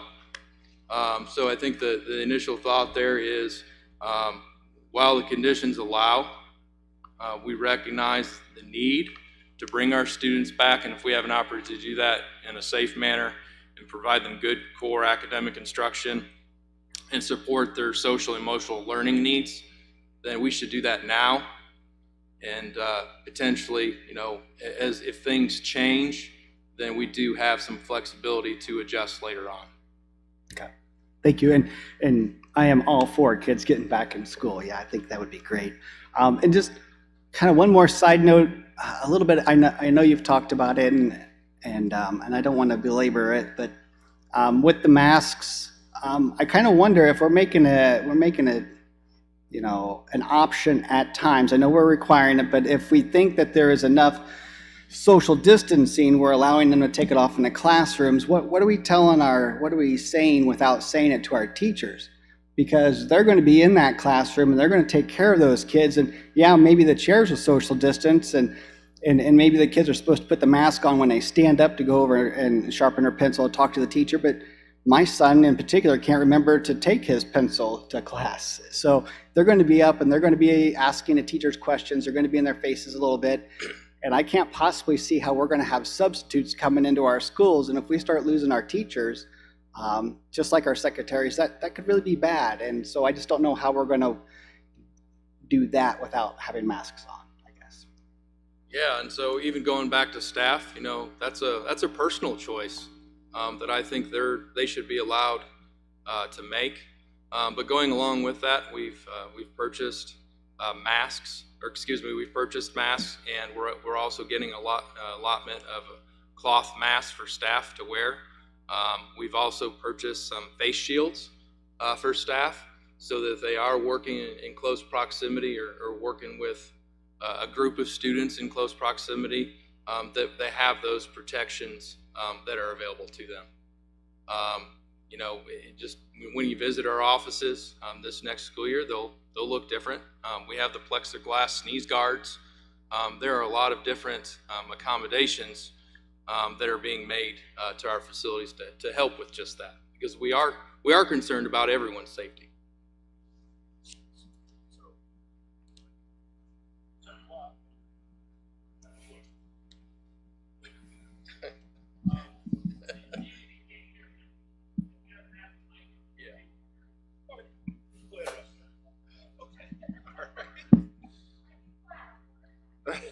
Since it's already here, so talking about mask, so I'm hearing, so I'm hearing the requirement, I'm hearing personal choice, and I guess I don't understand where that line is, because if it's a requirement, then we want to establish, so what are the rules if you don't follow the rules, right? So if you don't wear it and you're supposed to wear it, then what does that mean? Whether that's, whatever staff or student, that's a concern. But I think the other concern is that, we know a lot of times during the school year that we don't have all the teachers and subs and aides that we need. So we're talking about just that. If somebody gets sick, and then that reduces that. But on top of that, we're adding other duties. So we're talking about additional cleaning and monitoring masks and socially distancing. And so I guess my concern is, this is probably gonna, so when I say we don't have enough staff, I don't have a better way to say that, but a lot of times we're tight on that, right? I mean, just in the normal day to day. So if that's the case and we have these other responsibilities, how are we going to manage that? How are teachers going to teach students in the classroom and online and keep Billy's mask on and I mean, whatever, right? And so, that's just it's just a real concern. I'm not an educator, so, but I feel bad I just feel bad for those that are in that situation. I know it's going to be very frustrating, and I'm sure for you yourself as you get calls and emails and whatever. So just those two things. I think one, I'd like to kind of clear up, so personal choice is kind of eliminated once we say something's required, right? I mean, that's, and so, I mean, I guess you have the choice, but what's the consequences, right? And so just to offer clarity on that, again, masks are required when social distancing is not possible. However, even with social distancing, that's where I allow for the personal choice. I'm not allowing staff or students to make a personal choice when social distancing isn't possible. But nothing would prevent a staff member from continuing to wear their mask, or a student continuing to wear their mask even when they are social distanced. So just to be very, very clear on that. We're in unique times. It's we've never experienced a situation like this. There are concerns just during any given school year about enforcing rules. Just going along with policies and procedures, and the expectation that students and staff wear masks when social distancing is not possible, we will uphold that much like we do all of our other rules and regulations and policies and procedures. So working through our student discipline protocol, and also working through our teachers and our staff and teacher protocols, our handbooks for that, because they speak very clearly to correcting those things and potential consequences. I was just wondering, Jeff, or Mr. Gibney, do we have an idea of, we basically know what class sizes are going to be this year, or they're not going to be too far off what they typically are. Do we have an idea of what percentage of classrooms it's possible to typically socially distance in? I mean, are we looking at, are we saying that 50% of these classrooms we're going to be able to separate kids in? Are we, does it become a moot point to try to say you're socially distanced enough? Or do we, I mean, that was one of the sticky points that I had, initially when we had the conversation, was there was no provision for masks, so we got this far here. But it just, I mean, are we moving in that direction anyway? I mean, you can't go to Walmart Monday without wearing a mask, and I'm just wondering, is this gonna become such a moot point that it just doesn't make sense to not require them to start with? I don't know. I don't know the answer to that question, and I don't think anyone does. But I would, I just don't know. I agree with Russell that it's going to be very hard for a teacher to keep track of that, and I don't know that that's. I don't know how fair it is to the teacher to expect them to keep track of that, as opposed to. And Kristen, you can. I mean, if you wanted to offer, come on up and offer a comment there. I mean, or offer some clarification.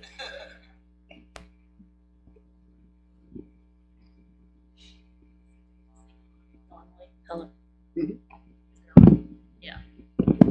Okay, so you could tell I'm chomping at the bit here.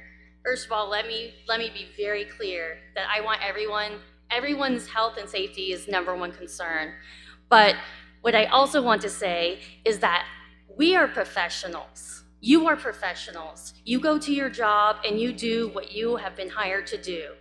In my classroom, if I have kids seated going forward, like Dr. Box, the state health department director says, and I know no one is moving, I should have the right to tell the kids, okay, now you can have your mask off if you so choose. If you're coming up to me, thank you. If you're coming up to me, the procedure will be, please put your mask on. Or if I'm going to a student, we have enough sense to implement that. I'd also like to say that Mr. Gibney has said this a few times, we are the only school district that has the word required in this proposed plan. It's no secret to anyone in this room how much money we have lost over the last year due to enrollment. And I will say that using the word required is going to lose students. That creates a snowball. Less students, less teachers needed. Now we have teachers out of a job. We need to be mindful of the decisions that we are making and trust the educators. Trust us in the classroom. I have enough sense to know when social distancing is not feasible. If we're doing something together, then they're gonna have to wear a mask. But I should be able to say, you guys are safe, you can take the mask off if you so choose. So as the union president, you're not getting pushback on from teachers willing to accept that extra responsibility to. So the mask issue is very controversial, and so I have people on both sides. So I can't speak from that perspective as far as this is the stance the union takes. Sure. This is Kristen Hamilton's stance. But I mean, even ISTA issued guidance that they wanted the governor to mandate masks. Well, the powers that be decided that. That doesn't mean that more than 50% of the teachers in the state of Indiana agree with that. So, that's part of what I was basing my comment on was I knew that. And then what do you do when Johnny refuses to wear a mask? Are we sending kids home because they refuse to wear a mask? To me as a parent, that's ridiculous. Send them home? Well, what do? What about kids who can't wear masks? Okay, well, let's not. It's not supposed to be banter. I am expressing this, but I am saying we need to think about the numbers.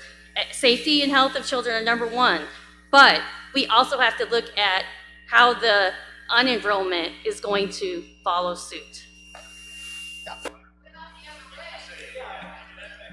Exactly.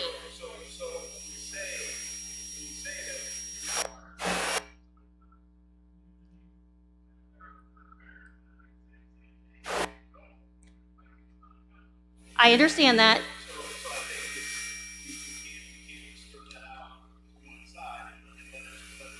My point is, we are the only school district with that word in the county. So that is my point. So if we leave it as written, that gives flexibility to when social distancing is applicable. If I'm taking my classroom outside today, social distancing can be had.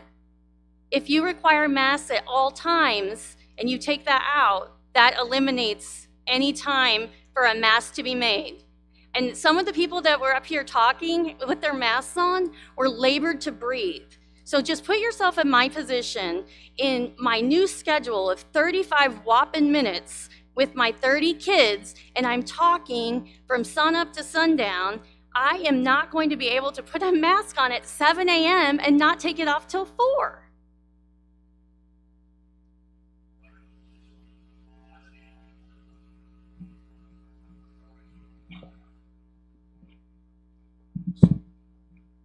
So I agree completely that teachers are the experts. I think that's one of the things that I said earlier. You know, you guys understand, and so I just want to clarify for myself, when we're talking about wearing masks, of course, when there's opportunity to take those off, we want to do that, even if, you know, we've talked about going outside or all these different things. So do we need to wear masks all the time just because? No. I mean, I wear a mask when I go to Kroger, but I don't wear it when I'm driving my car by myself, right? So so I think we need to, you know, as we talk about that, we have to consider those type of things. How can we get creative to get kids outside or do some different things with, you know, inside the school or different spaces? Is that, you know, taking a class to a gymnasium or whatever, or utilizing spaces like this? Or, I mean, there's a lot of options. There's not a lot of options, but there are options, right? So we have to get creative with all of those things, and I think that, you know, we're doing that, and I've heard some things, you know, from Mr. Gibney, and I know that he is a supporter of those things and wants to get outside the box. So when we talk about masks, we have to, my concern personally is when we can't, right? And I think that, to touch on what Mike's saying, is that we already know that most of our classrooms we're not going to be able to do it. Look at how we are on this stage. You're not going to be able to do it, right? So what's the outside the box things? And when you can create those things, by all means, do it and get the mask off the kids and yourself and all that. But when we can't, then you know, what do you do for the safety of the kids, right? So.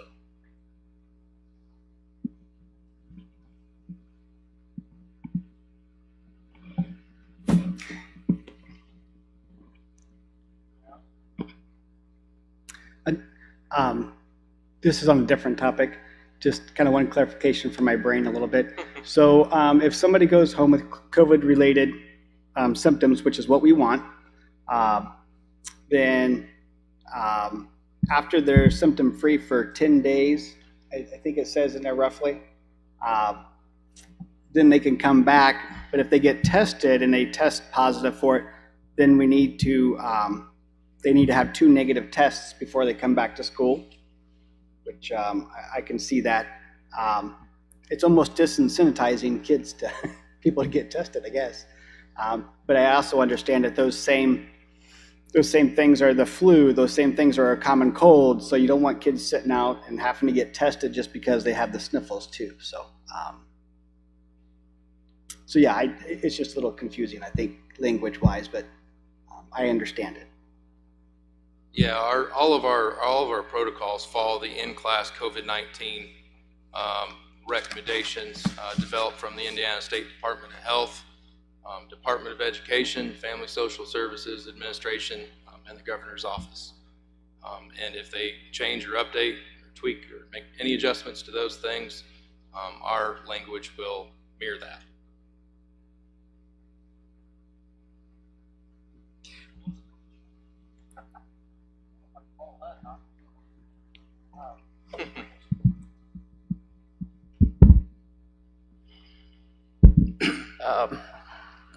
I don't know how to follow all that, folks. I've been on this board all of about 2 minutes now.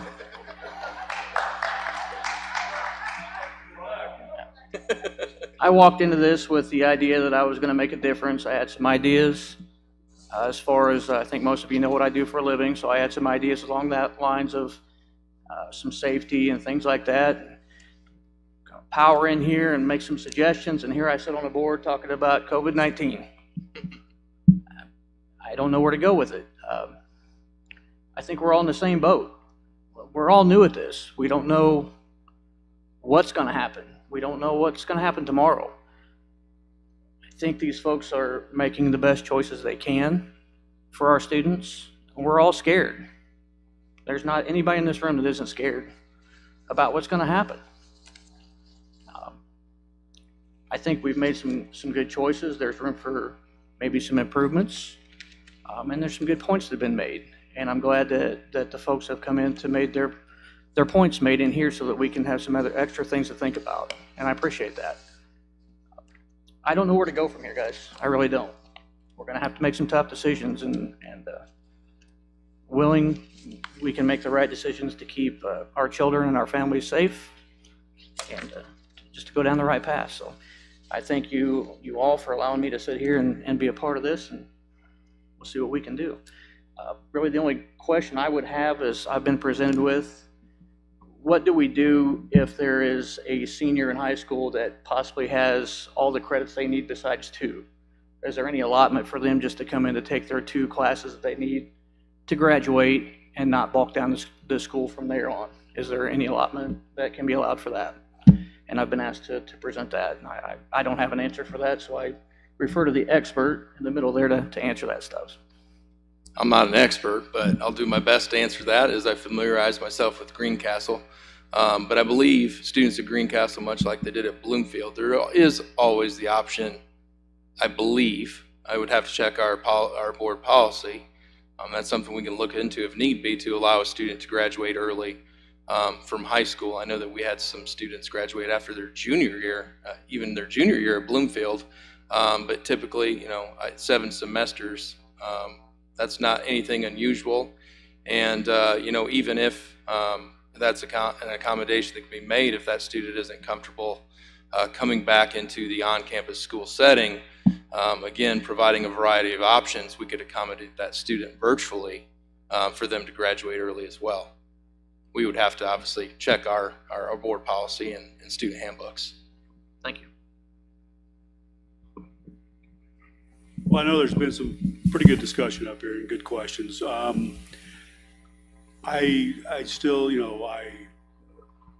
masks concern me. I think we have gone from, this plan where it originated to where we are now with a lot of discussion from the board and with Mr. Gibney. And hopefully he's taken that back to the committee and there's been some accommodations made.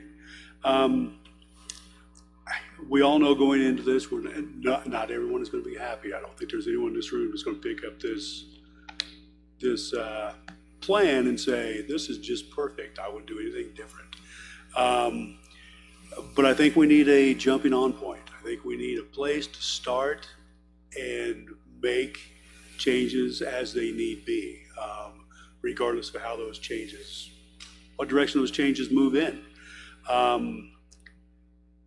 So I would entertain a motion to approve this reopening plan as a place to start and work from. We'll take questions again afterwards here. So I would entertain a motion to approve this plan as a place to start to get kids back to school and see where we go from here. But there will be changes made.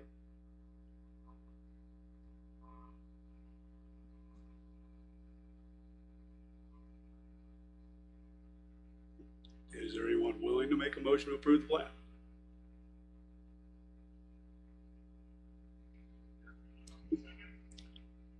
I haven't heard a motion. Well, there is a motion from down there? Okay, Dale, you made a motion? Okay, we have a motion. Is there a second?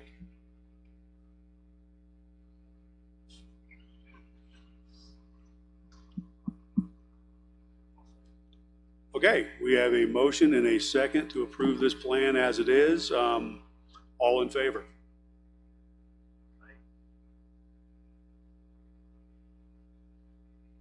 Okay, we'll do a roll call. Mr. Pierce? Aye. Mr. Cox? No. Mr. Wilson?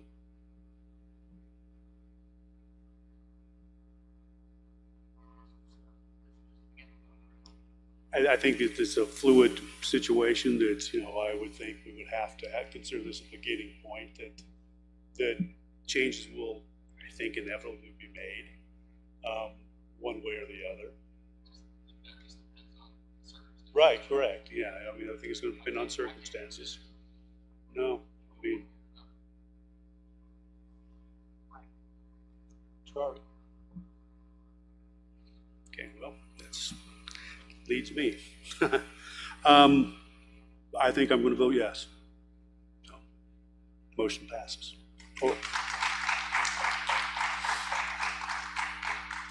Okay, I guess now we will, as we said, we will open this back up to some comments and questions. Or let's please try to stick with comments.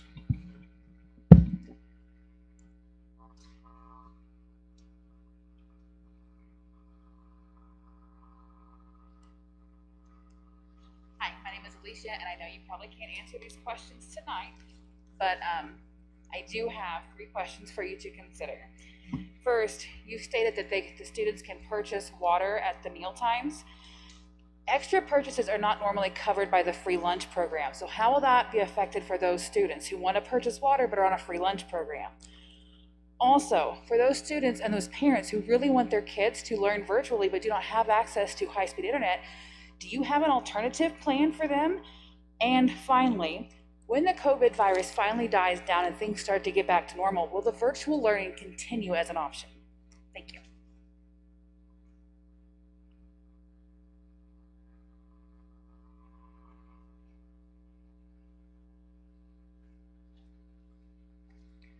My name is Wayne Lewis. I'm going to take this crazy thing off. Just to rehash some history of what's happened in the past few months. These have been changes and or cancellations.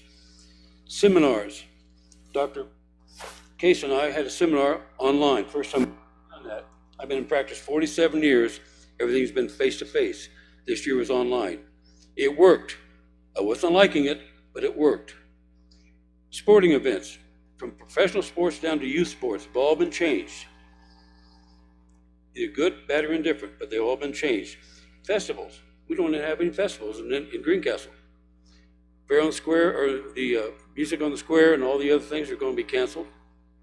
The fair has been canceled. The Rose Bowl, this is an oxymoron.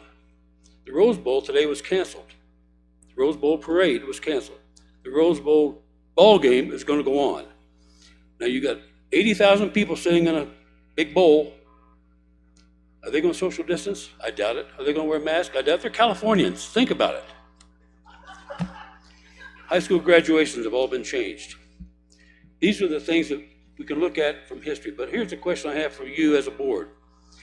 $61 million, am I correct in saying, was given to Indiana from the federal government?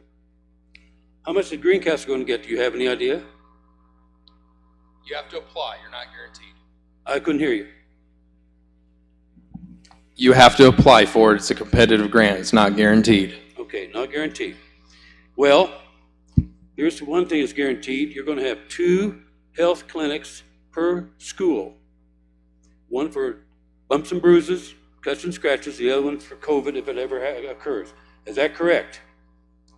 Okay, you have 2 nurses for 5 buildings.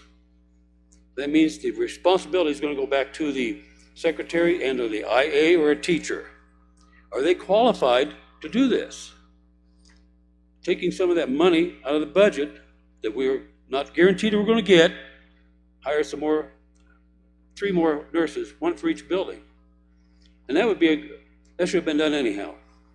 But now we're in circumstances where we must think about that. Something to consider. If you have 2 nurses for 5 buildings, are they over? Yeah, they are. Are the secretaries overworked? Yes, they are. Are the principals overworked? Yes, they are. Principals aren't in the building most of the time because they're in meetings, trying to figure out what's going on. And it's not going to get any better. It's not going to get any better with this thing. This thing is so dynamically changing fluidly. Just like the COVID mutates, our ideas are going to have to mutate with it. We're going to have to make changes. I'm all for getting kids back into school. I'm all for kids having social and economic evaluations given to them. I'm all for teachers being able to teach, but I'm mostly concerned with the safety and the health of everyone, not just the teachers and the students and the staff, but they're going to take it home or they're going to bring it in. It goes both ways. Thank you for your attention. You guys have got a terrible, terrible thing to work with now. I really respect for you. It's amazing that you can sit there and not want to shoot me, especially the guy who has a gun, because some of the things I said. But you're going to find out, after I've been to these school board meetings for the last 30 years, I'm pretty verbal, I'm pretty vocal, and I don't hold back. I step on your toes, that's your problem, not mine. You step on my toes, that's my problem, not yours. It goes both ways. Thank you for your attention.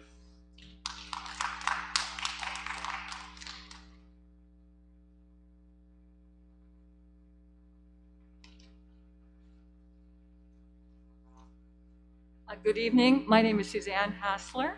I'm very active in arts and culture, in particular in the community. I'm active in a variety of different community organizations and church functions.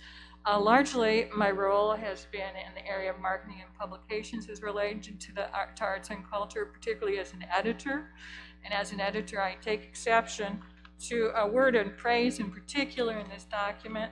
I'd like to see clarified. On the first page, we have a paragraph dedicated to social distancing, and I think that that's unclear what that means. Social distancing is never actually defined in terms of what is a healthy social or safe social distance to be maintained. And I'd like to suggest that that phrase be changed to physical distancing, and that while we want to encourage social interaction, emotional support amongst our students and their teachers, we want to maintain a healthy, safe physical distancing, and that physical distancing be defined as whatever you agree upon, 6 to 10 feet. And I think that clarifies pressure off of the teachers in terms of having to enforce it in a classroom. Thanks so much.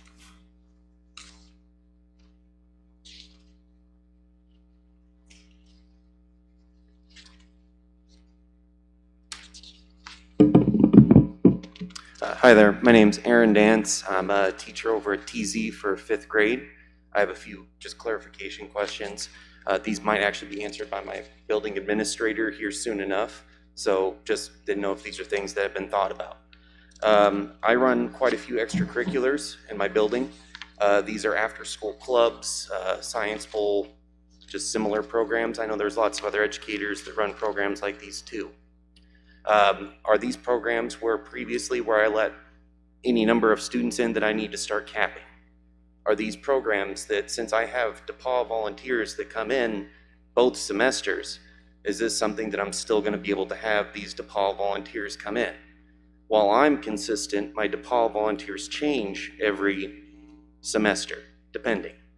I've been able to check with some people on the DePaul end of things, and it's actually more reliant on us than it is their decision at this point. So that'd be something that we would need to clarify, to have those volunteers come in on a regular basis. With hands-on extracurriculars, I run STEM Club. Is that something that I'm going to have to change how we operate that? Or is that something that I just need to wait until this blows over? A couple more concerns along the lines of masks. Students, I have students that forget their backpacks at home with everything in them. If a student comes to the bus stop without a mask on, is that something where the bus driver has some kind of alternative for the student to wear so they can come to school? Based on the number of those that we have, is that something we can work around? I want to make sure our students can come to us so we can take care of them. You know, along those lines, it comes down to something that, you know, we have to find a workaround with a lot of this. And, you know, I'd much rather have those kids with us, cared for. At the same time, I want to make sure that everyone who's trying to do that is cared for too. We give a lot, and sometimes we give more than we have. I just want to make sure that it's not something that we're giving up so much that we're not trying to care for ourselves too. Just a thought. Thank you.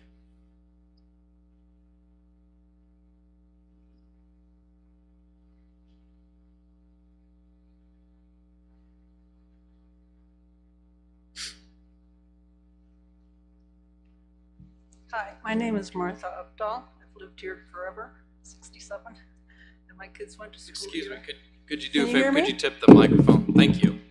Can you hear me? You don't have to tip it down quite so much, just tip it up a little bit. I just want to make sure everyone can hear you. There you go. Yeah, these questions came to me during your conversation and discussion, and it's a formidable document, your opening plan, and I sort of zeroed in on a couple of weak links, and the whole project is keeping the bug out of the schools. And it seems from the very beginning, if you look at the screening process, I'm not sure what that means, maybe just taking temperature, whatever, but it's a fact that infected people are most contagious before they show symptoms of having the coronavirus. So you will be having perhaps people that don't realize they have the virus in school. And it seems the simplest way of protecting against that eventuality is face masks.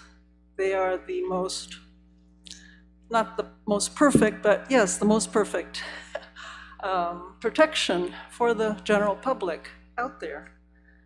And it seems that if the school can have a dress code that states certain things like coats and outdoor jackets are not to be worn to class as the building is climate controlled. Like, this is dress code, you cannot do these things. Gang-related apparel, including insignias, hairnets, bandanas, et cetera, is considered inappropriate for school attire and is prohibited. If shorts or skirts are worn to school, the length should be appropriate. The length must be at least to the student's extended fingertips. Sagging pants are not acceptable.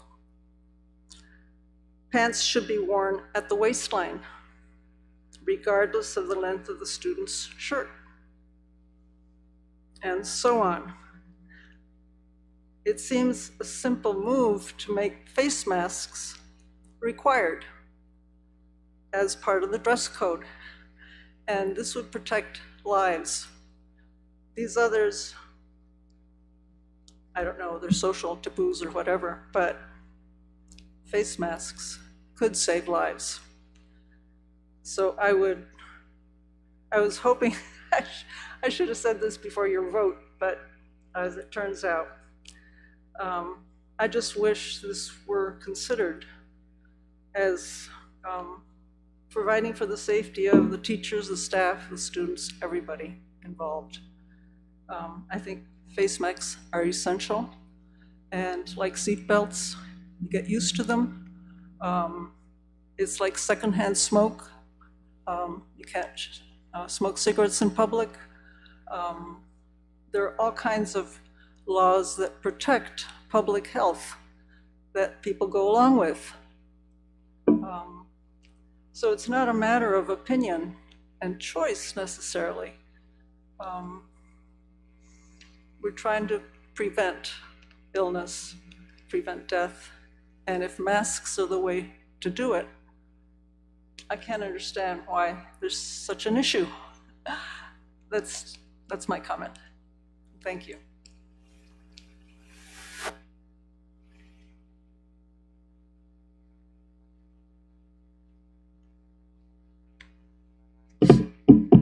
Heidi Menzel, middle school swim coach, and from my job at DePaul and committees I'm on there, we've of course been discussing social distancing a lot, and measurements we've had to do with the classrooms there.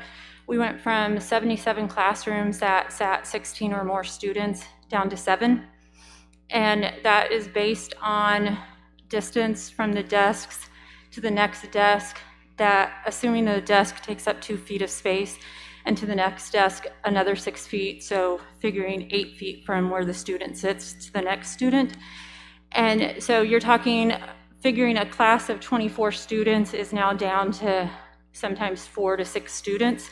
Have we measured classroom space yet to see how many students actually fit in a classroom socially distanced? Because to discuss saying that once my class is settled and all facing forward, that they are now socially distanced and can remove their mask, unless we've actually measured the classroom, to be able to legitimately say that they can do that, I don't think is being honest with ourselves.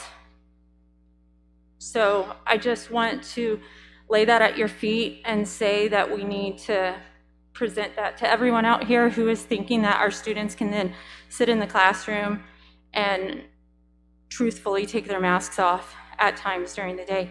So along the line of what like Russell and Brian were saying, that we need to require masks at all times, except when socially distanced, I don't think we can honestly say that. I think we need to just say masks are required. Thank you.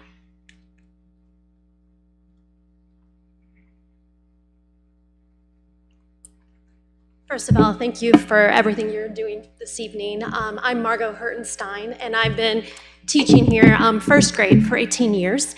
And just listening to everything, I had some considerations for the board to think about.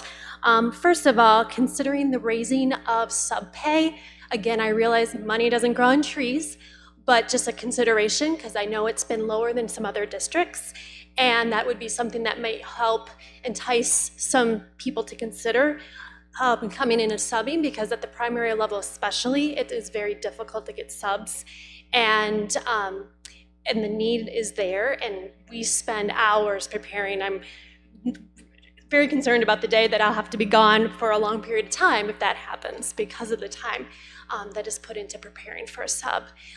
Also with that, again, another money growing on trees, but considering the possibility of more IAs for the primary level, or at least shifting of IAs in the whole district, that maybe high school and middle school IAs come down to the elementary level for those first 2-3 weeks, just to be another body in the classroom to help transition kids into the idea of social distancing, wearing masks, and those kinds of things. So again, it's looking from the lens of that primary level. We are such a unique age group when it comes to helping students feel comfortable in their educational environment.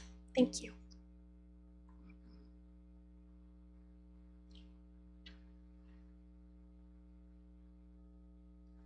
I just wanted to check, based on the plan that you presented in a little more detail with the slides where you're talking about committing to the virtual or not, do we have clarity on what happens when we have a whole classroom quarantined? Are they then going to a virtual platform? Are they just they're not doing any learning? That part is really confusing. They would be going to quarantined learning. Okay, and then what is that? So quarantined learning would be much like, in years past, if a student's absent or ill from the classroom and out with the flu for a week or two, the teacher would work with that student and that student's family for them to make up the work missed.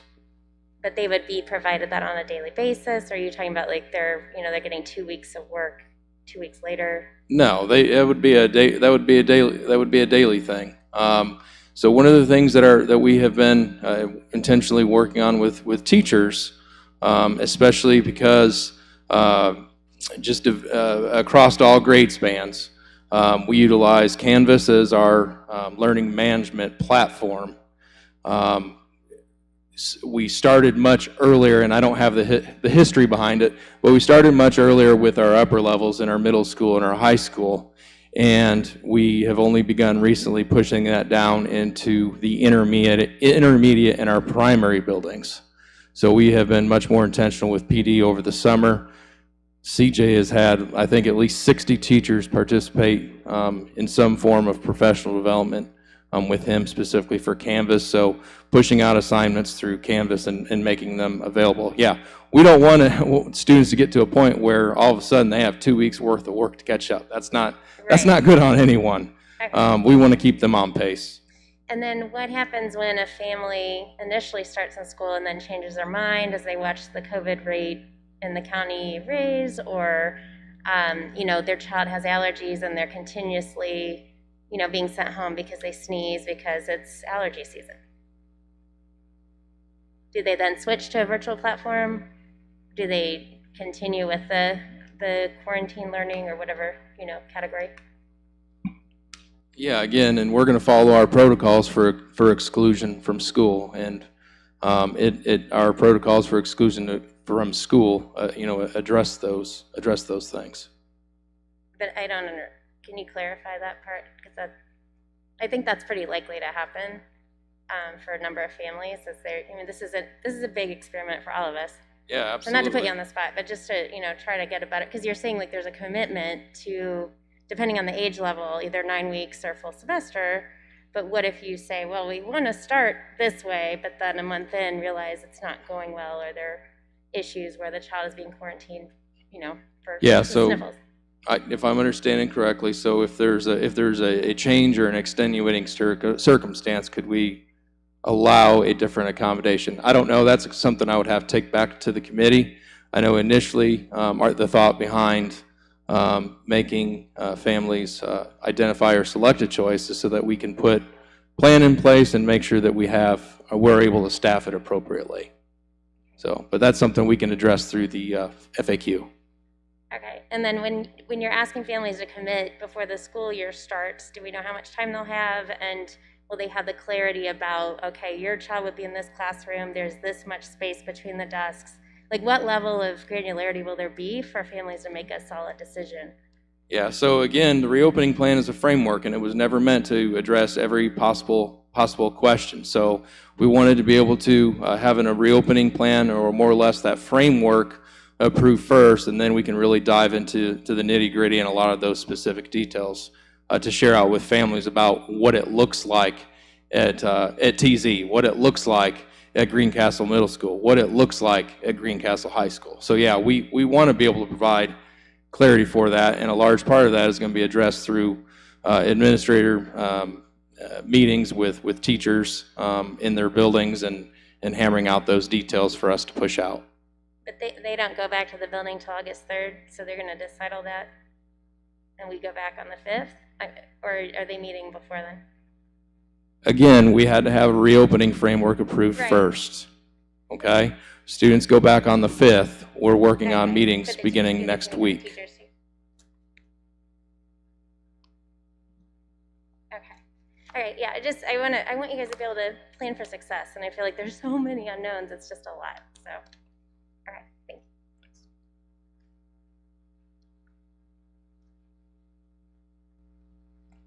Hi. I just had a couple questions that kind of came up as we're talking about social distancing within the classroom, and how if it's not feasible to have everybody sitting 6 feet apart, but yet we are, for masks against masks, take masks out of the equation there. However, if we are sitting at our desks at school 6 feet apart, but there's not enough room for everybody to be 6 feet apart, but yet we're also potentially expected to be eating in our classroom. You cannot eat in your classroom with the mask on. So you're still getting into that gray area of those germs are still there. Those germs are still being spread if we don't have that distance. I personally have not measured out my classroom, so I don't know how many desks I can fit in there. But that was just something that came to my mind as you guys were talking about looking at the spacing of the room with or without a mask. At some point in the classroom, they have to be without a mask to have lunch. And if we aren't spaced out accordingly, it kind of seems a moot point, for me anyway. Another thing that I was kind of watching is shared materials. I've actually been watching you guys share the microphones. I have a lot of shared materials in the classroom that we won't be able to use. For me to teach a first grader to be independent, an independent learner, I use books. They look at pictures. They might not know the words yet, but they look at pictures. I don't have those materials anymore to necessarily use. Just like you all didn't have enough materials for everyone to have an individual mic. Again, I just want, from a primary lens, that to just be just in the back of your mind. So, thank you.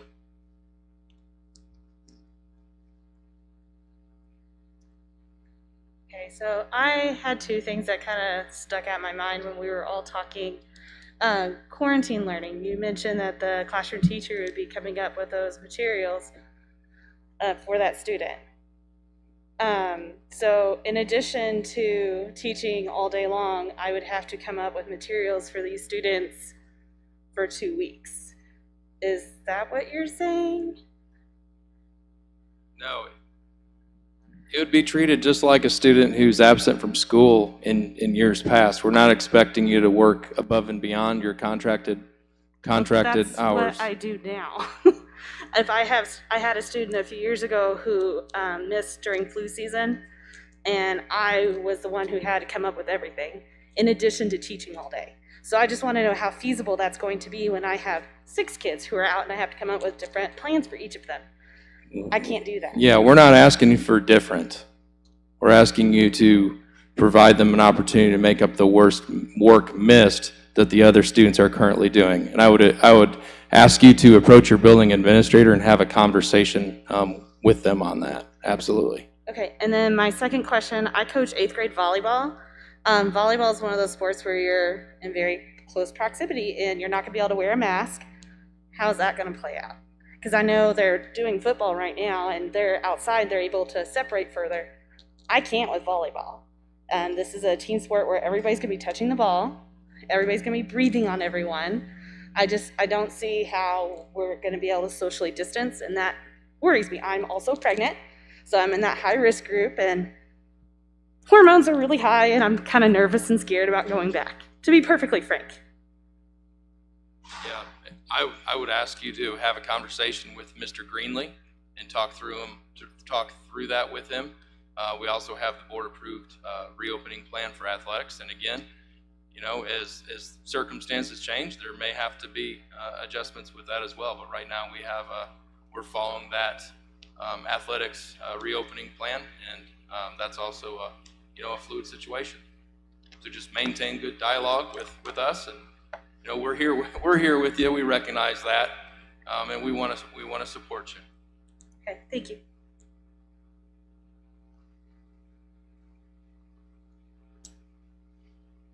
Tough job, huh? I really feel for you guys. You got a lot of tough decisions to make.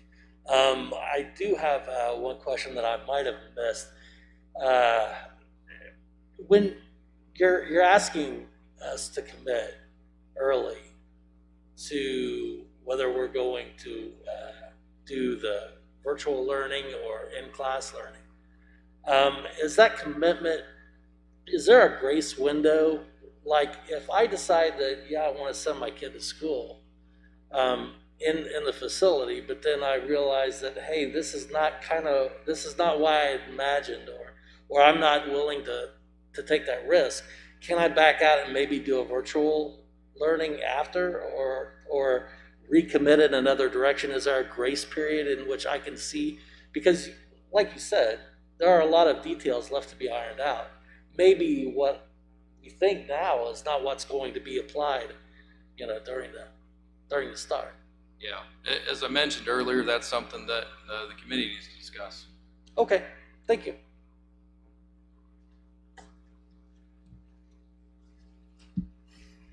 Hi, I'm Angela Huff. I have a freshman and a junior this year at the high school. And I want to say, while I very much appreciate the efforts of the teachers at all grade levels in the spring with e-learning, They were heroic, they were last minute, they turned on a dime. We all appreciate that. But the method of placing assignments in Canvas and expecting families to be able to help their own children with the learning that was often required for those assignments, there were just a lot of families that were not equipped for that. And that could be time constraints, or that could be educational background, a variety of reasons. So when I looked at the quarantine learning plan and saw that from my perspective and from what I'm hearing from you, that's a very similar activity or a very similar plan, it greatly concerns me. I feel like it's reasonable and possible, and I hope I'm wrong, but my kid who has allergies could be quarantined multiple times within a single semester. And I know that other families who have chronic issues with their children are probably in that same space. So Mr. Gibney, you talked about one of the reasons for not delaying the start of the school was that we might see the gap widen or worsen that we started with in the spring. I'm concerned that multiple possible quarantine periods with children receiving assignments through Canvas could create the same. So I would offer that I think there needs to be additional consideration given to that quarantine learning plan. I know that other schools are planning to stream, either live stream or record classrooms during actual lesson time, and there's a great deal of technology that supports that. So I would suggest that that would go into a committee for greater consideration to see what other opportunities might be in play. Thanks.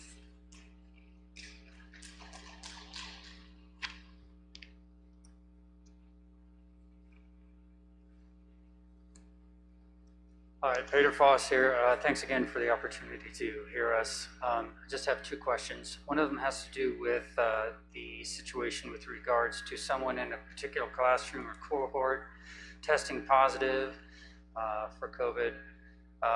What do you have in place for contact tracing? Will you have enough information to know which students, staff, faculty to go to try to figure out who else might need to go into quarantine because of their close contact with those students? In other words, is it for the younger kids who are in individual classrooms with their teachers, most of the time that might be easier. But when you get to middle school and high school and students move from classroom to classroom, how do you know who a particular person, if they happen to get it, has been in contact with? So that's one question. Second one, as parents are deciding which pathway to take, in person or virtual, will they know whether their teachers are choosing to wear masks or not, or not able to wear masks or not? So that information is transparent to parents. And that's it. Thanks.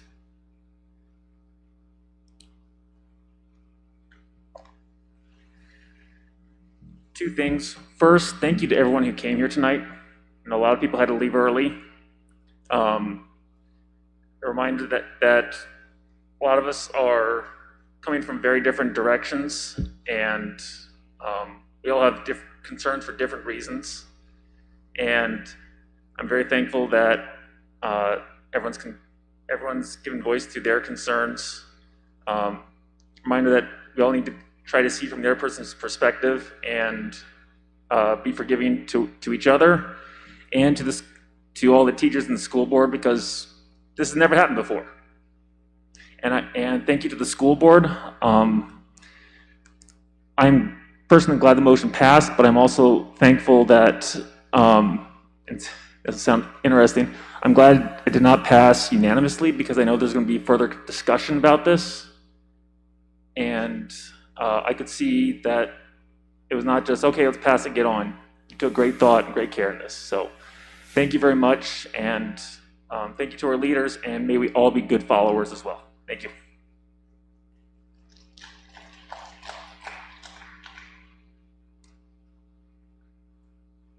Yvonne Carter, I have a student at the high school. The word required on masks, I have an issue with, but I'm fine with the concessions you have made time, because I think it's a personal choice. We all need to be realistic. We are not going to keep this out of the school. I don't care if every single person wears a mask, you are not keeping it out of the school. People are going to get sick. People are going to get it. Let's be realistic. Wearing masks in school all day long is not going to keep people from getting sick.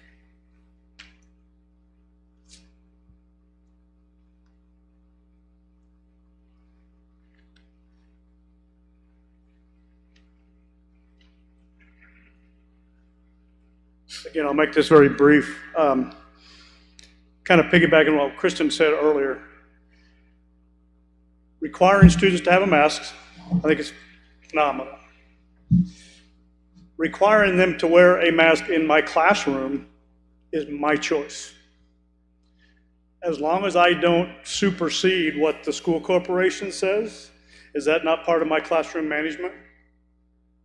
So it's just like cell phones.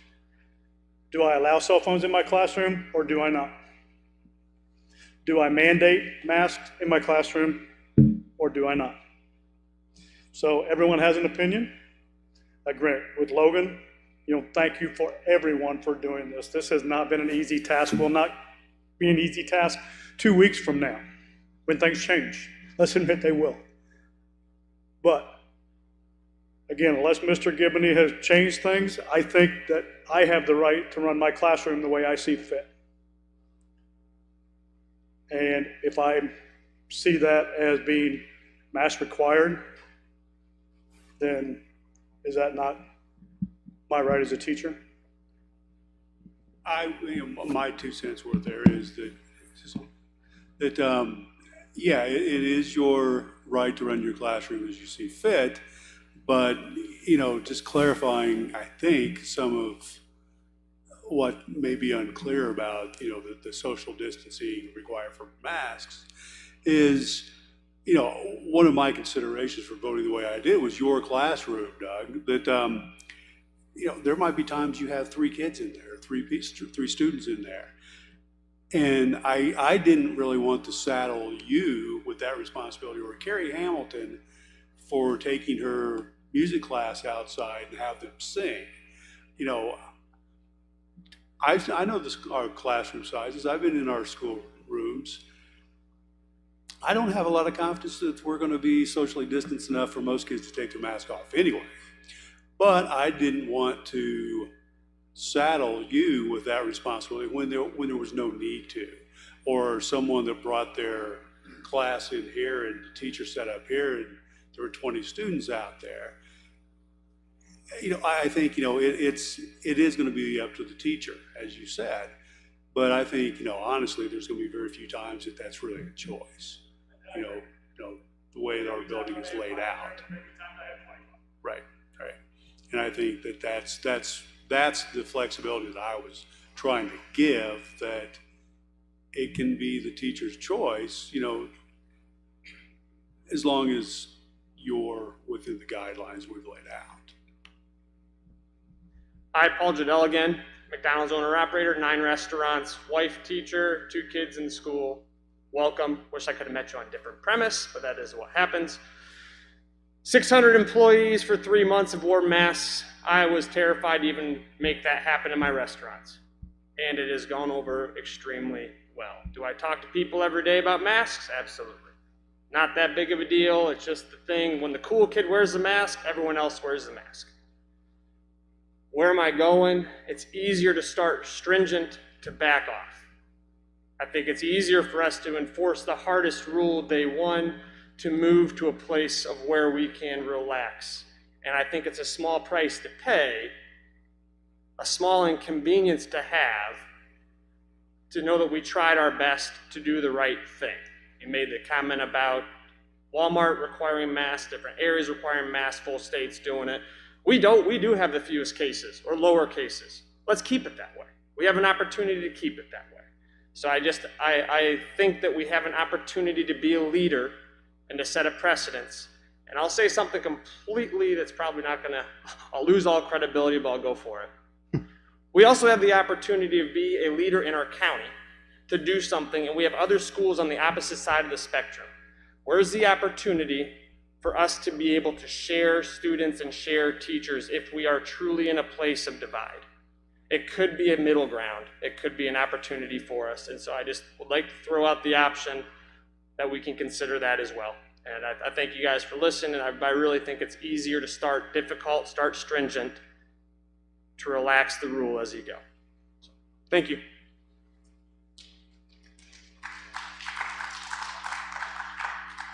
So I kind of made the point before, but I want to try to go back to it again. And I really want to highlight what this gentleman just said, where it's the teacher's responsibility and judgment call to make on whether they require their kids to wear masks.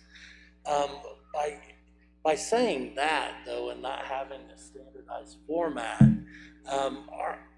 that's where we would need, as parents, the grace to say, or the grace period to say, hey, listen, my particular son or daughter is going to a classroom that is not a standardized approach like the rest of the classrooms, right? So maybe this teacher decides that they don't want to have masks and or are a little looser or aren't enforcing the rules. So that's the kind of ambiguity in the standardization of when a face mask is required as opposed to when it's not, I guess, that I was referring to. Well, I think a lot of that too also could become a parent's responsibility and duty to call that out. No, I'm not trying to call it out. No. What I'm saying is if you're uncomfortable, if your child is coming home saying, no, Dad, we said, there were 5 of us sitting at the table today without masks.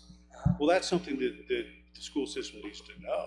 Well, I'm not trying to call anybody out. What I'm trying to say is maybe all of this structure and framework doesn't pan out exactly like we're thinking, and the risk is too great, but we're not going to discover that until weeks in advance. That's all. I was just trying to reiterate the point that I made previously based on some of the conversations. But thank you. I will make it short and sweeter than the last time I was up here. We're talking now about current opening for the next 2 months maybe. It's going to be decent weather. Kids can go outside. We can have outside classes. Come November, things are going to change. This mutation of the COVID is almost a daily, hourly, minute thing. And so the functions of dealing with that, we have to make flexible and fluid decisions. Now, what are we going to do in November and December if this thing is still going rampant and our kids are still put in this situation? Where are they going to go? They can't go outside. Well, I guess they could wear coats, but they can't go outside and have effective teaching. We have a lot of building space in these buildings, and I'm sure you guys have looked at it. You probably figure, well, we could put a class in this room right here. We could put a class in the gym. We can put a class in the cafeteria. These are large classes. But these classes are still going to be in the need for education. So as we get into this thing, as we progress and go through it, and we will come out on the other side, we'll be positive. We just got to struggle to get there. We've all got to suck it up and say, all right, this is what we have to do to get to tomorrow. Let's get through today. Tomorrow will take care of itself. Thank you.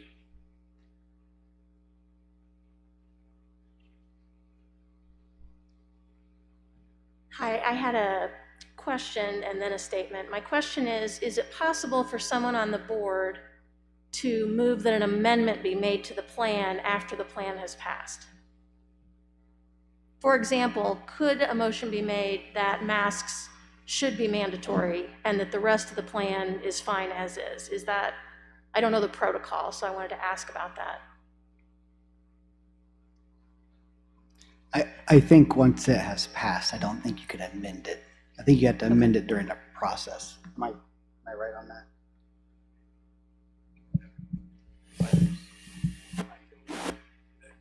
You So mean the horse is tonight? out of the barn. Or just down the road? Well, either, down the road, certainly. Yeah, I don't know. We would have to speak with our attorney on how binding this is. You know, like we discussed earlier, I think future circumstances will require changes to the way we do things. Well, and I know that the Indiana State Teachers Association is in favor of masks and has asked the governor to consider mandating it statewide, and he has agreed to consider that and make an announcement at some point in the future. And if that is something that the governor mandates, that is something that starts the very next day for us. The mayor Mayor Dory mandates that. That's maybe I'll in swing by effect his for us. house. Okay, that's good. The county, anyone that mandates that, yeah, we follow that. And, you know, again, it's plan is something that whatever the circumstances are will kind of dictate how we go back and look at the plan. Right. You know, things in the plan will probably change. But as far as the exact process on how that happens, I don't know. Okay, thank you for that. And quickly, I was thinking about Mr. Jadell's observation about the cool kid wearing the mask. And as somebody who teaches in middle school, that really grabbed my attention. Thank you for that, sincerely. So there are two types of cool kids in the classroom, cool kids. One are the kids who actually sort of carry that title for whatever reason in the building, and the other is the teacher. And as someone who also has 2 children in the school corporation, I do have concerns about my children being in a class where the teacher won't wear a mask for whatever reason. And so then the kids in the classroom follow suit. I certainly understand there's a difference between my class of 21, for example, in one of my periods on Skyward right now, and Doug's class with only 3 kids, or people being able to go outside. But if I want to be respected as a professional, and generally speaking, I always trust my colleagues to be respected as professionals as well, but as a parent, I'm very concerned. As a parent, I am concerned that we have to set the bar high for what we expect from the students. And as a teacher, I recognize that the bar can be set high for what's expected of me. And if I take off my mask for a class period and say, I don't need this, I've just told 21 people that they don't need it either. And I think that's significant. And I just couldn't leave here today without saying that. Thank you.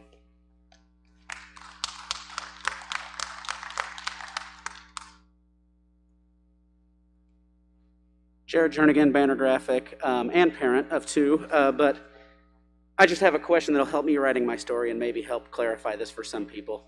We're saying that this plan's going to continue to develop, and I applaud you for that. Obviously, that needs to happen. But what does changing the plan mean? Does that mean we come back here again in 2 weeks and sit for 3 hours? I think we all know how I probably feel about that. Or does that mean at this point, Mr. Gibney and the committee are deputized to make changes as they need? I'm just kind of curious what the protocol for that is.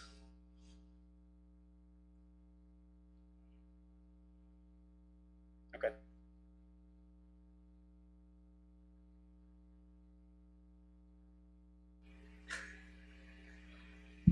All right, there we go.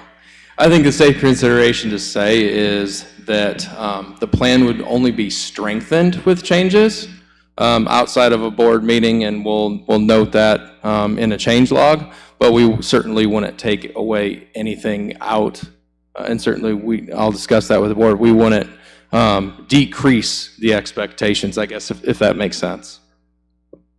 And just to be clear, because I've heard some additional comments, masks are required by all staff and all students when social distancing isn't possible. That's not a choice, that's a requirement.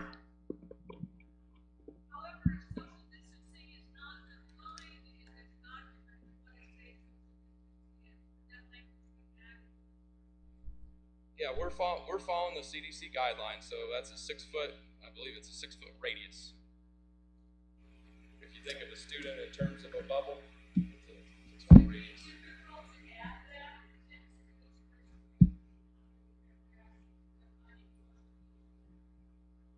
Yep,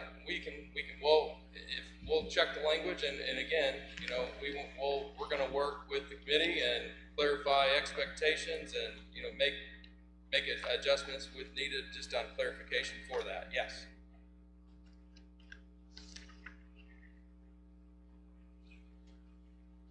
So just seeking clarity, a 6-foot radius or 6-foot distance, if I'm standing here and my students are back where Mr. Cox is, would it not be acceptable that I could not wear a mask?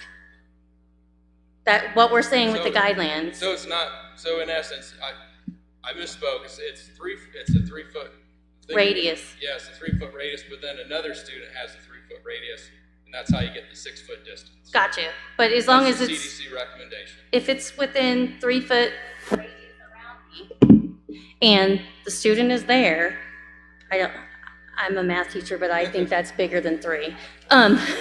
Then I should be able to technically teach without a mask. Correct? It's 3 foot for you and 3 foot for them. Right. So it's 6 foot between. Yep. Okay. We'll clarify we'll make sure everybody knows. I just wanted to make sure that I was understanding that correctly. Yep. And that's the CDC recommendation or guideline.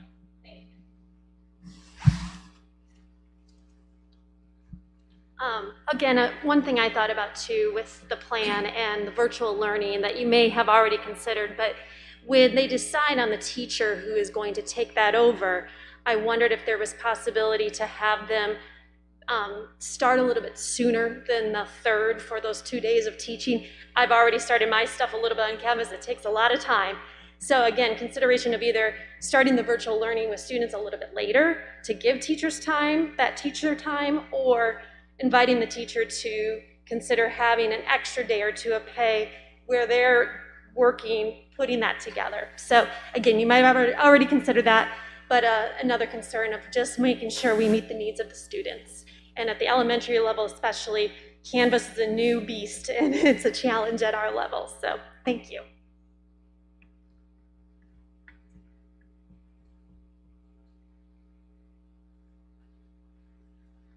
Hi there. My name is Isaac Hertenstein. I am an incoming freshman at the high school. And I just wanted to say from a student's perspective, I think many of us view being at school and transferring the virus as more than just about us. It's about bringing it home, infecting others, infecting grandparents, infecting great-grandparents. My grandma's had a double lung transplant. My great-grandma is 97 years old. I don't want to transmit the virus to them. And I also want to be able to see them as well. So it's about more than just the students and our health and safety. And also I think masks are one thing that will stop that from transmitting in school and also transmitting at home.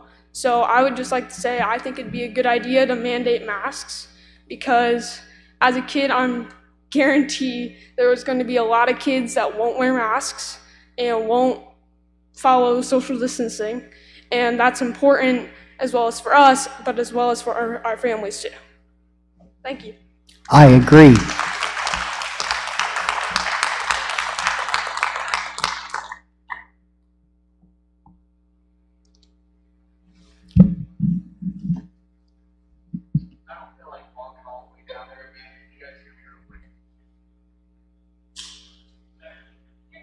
There we go.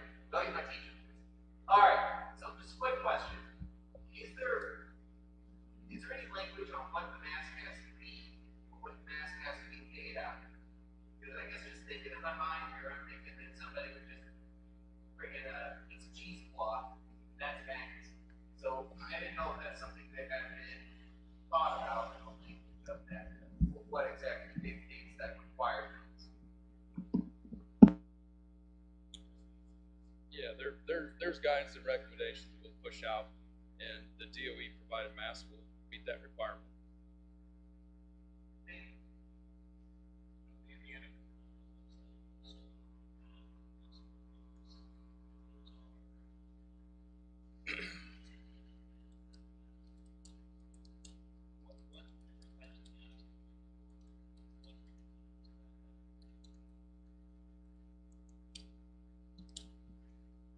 So there's been a lot of discussion about the e-learning program. Has there been any decisions made yet as to what faculty and staff will be in charge of that program? As far as a teacher dedicated to that program? No, that's why we want to get our plan approved so we can plan for it and share registration and then streamline it. Okay, and do you have a formula to decide how many faculty and staff would be needed to be assigned to that program based off enrollment? Yeah, I don't have that information for you right now, and I don't want to deal in speculation. I'd rather deal with hard numbers and see what those numbers are, and then discuss with Kristen and the GCTA and the building administrators and go from there. All right.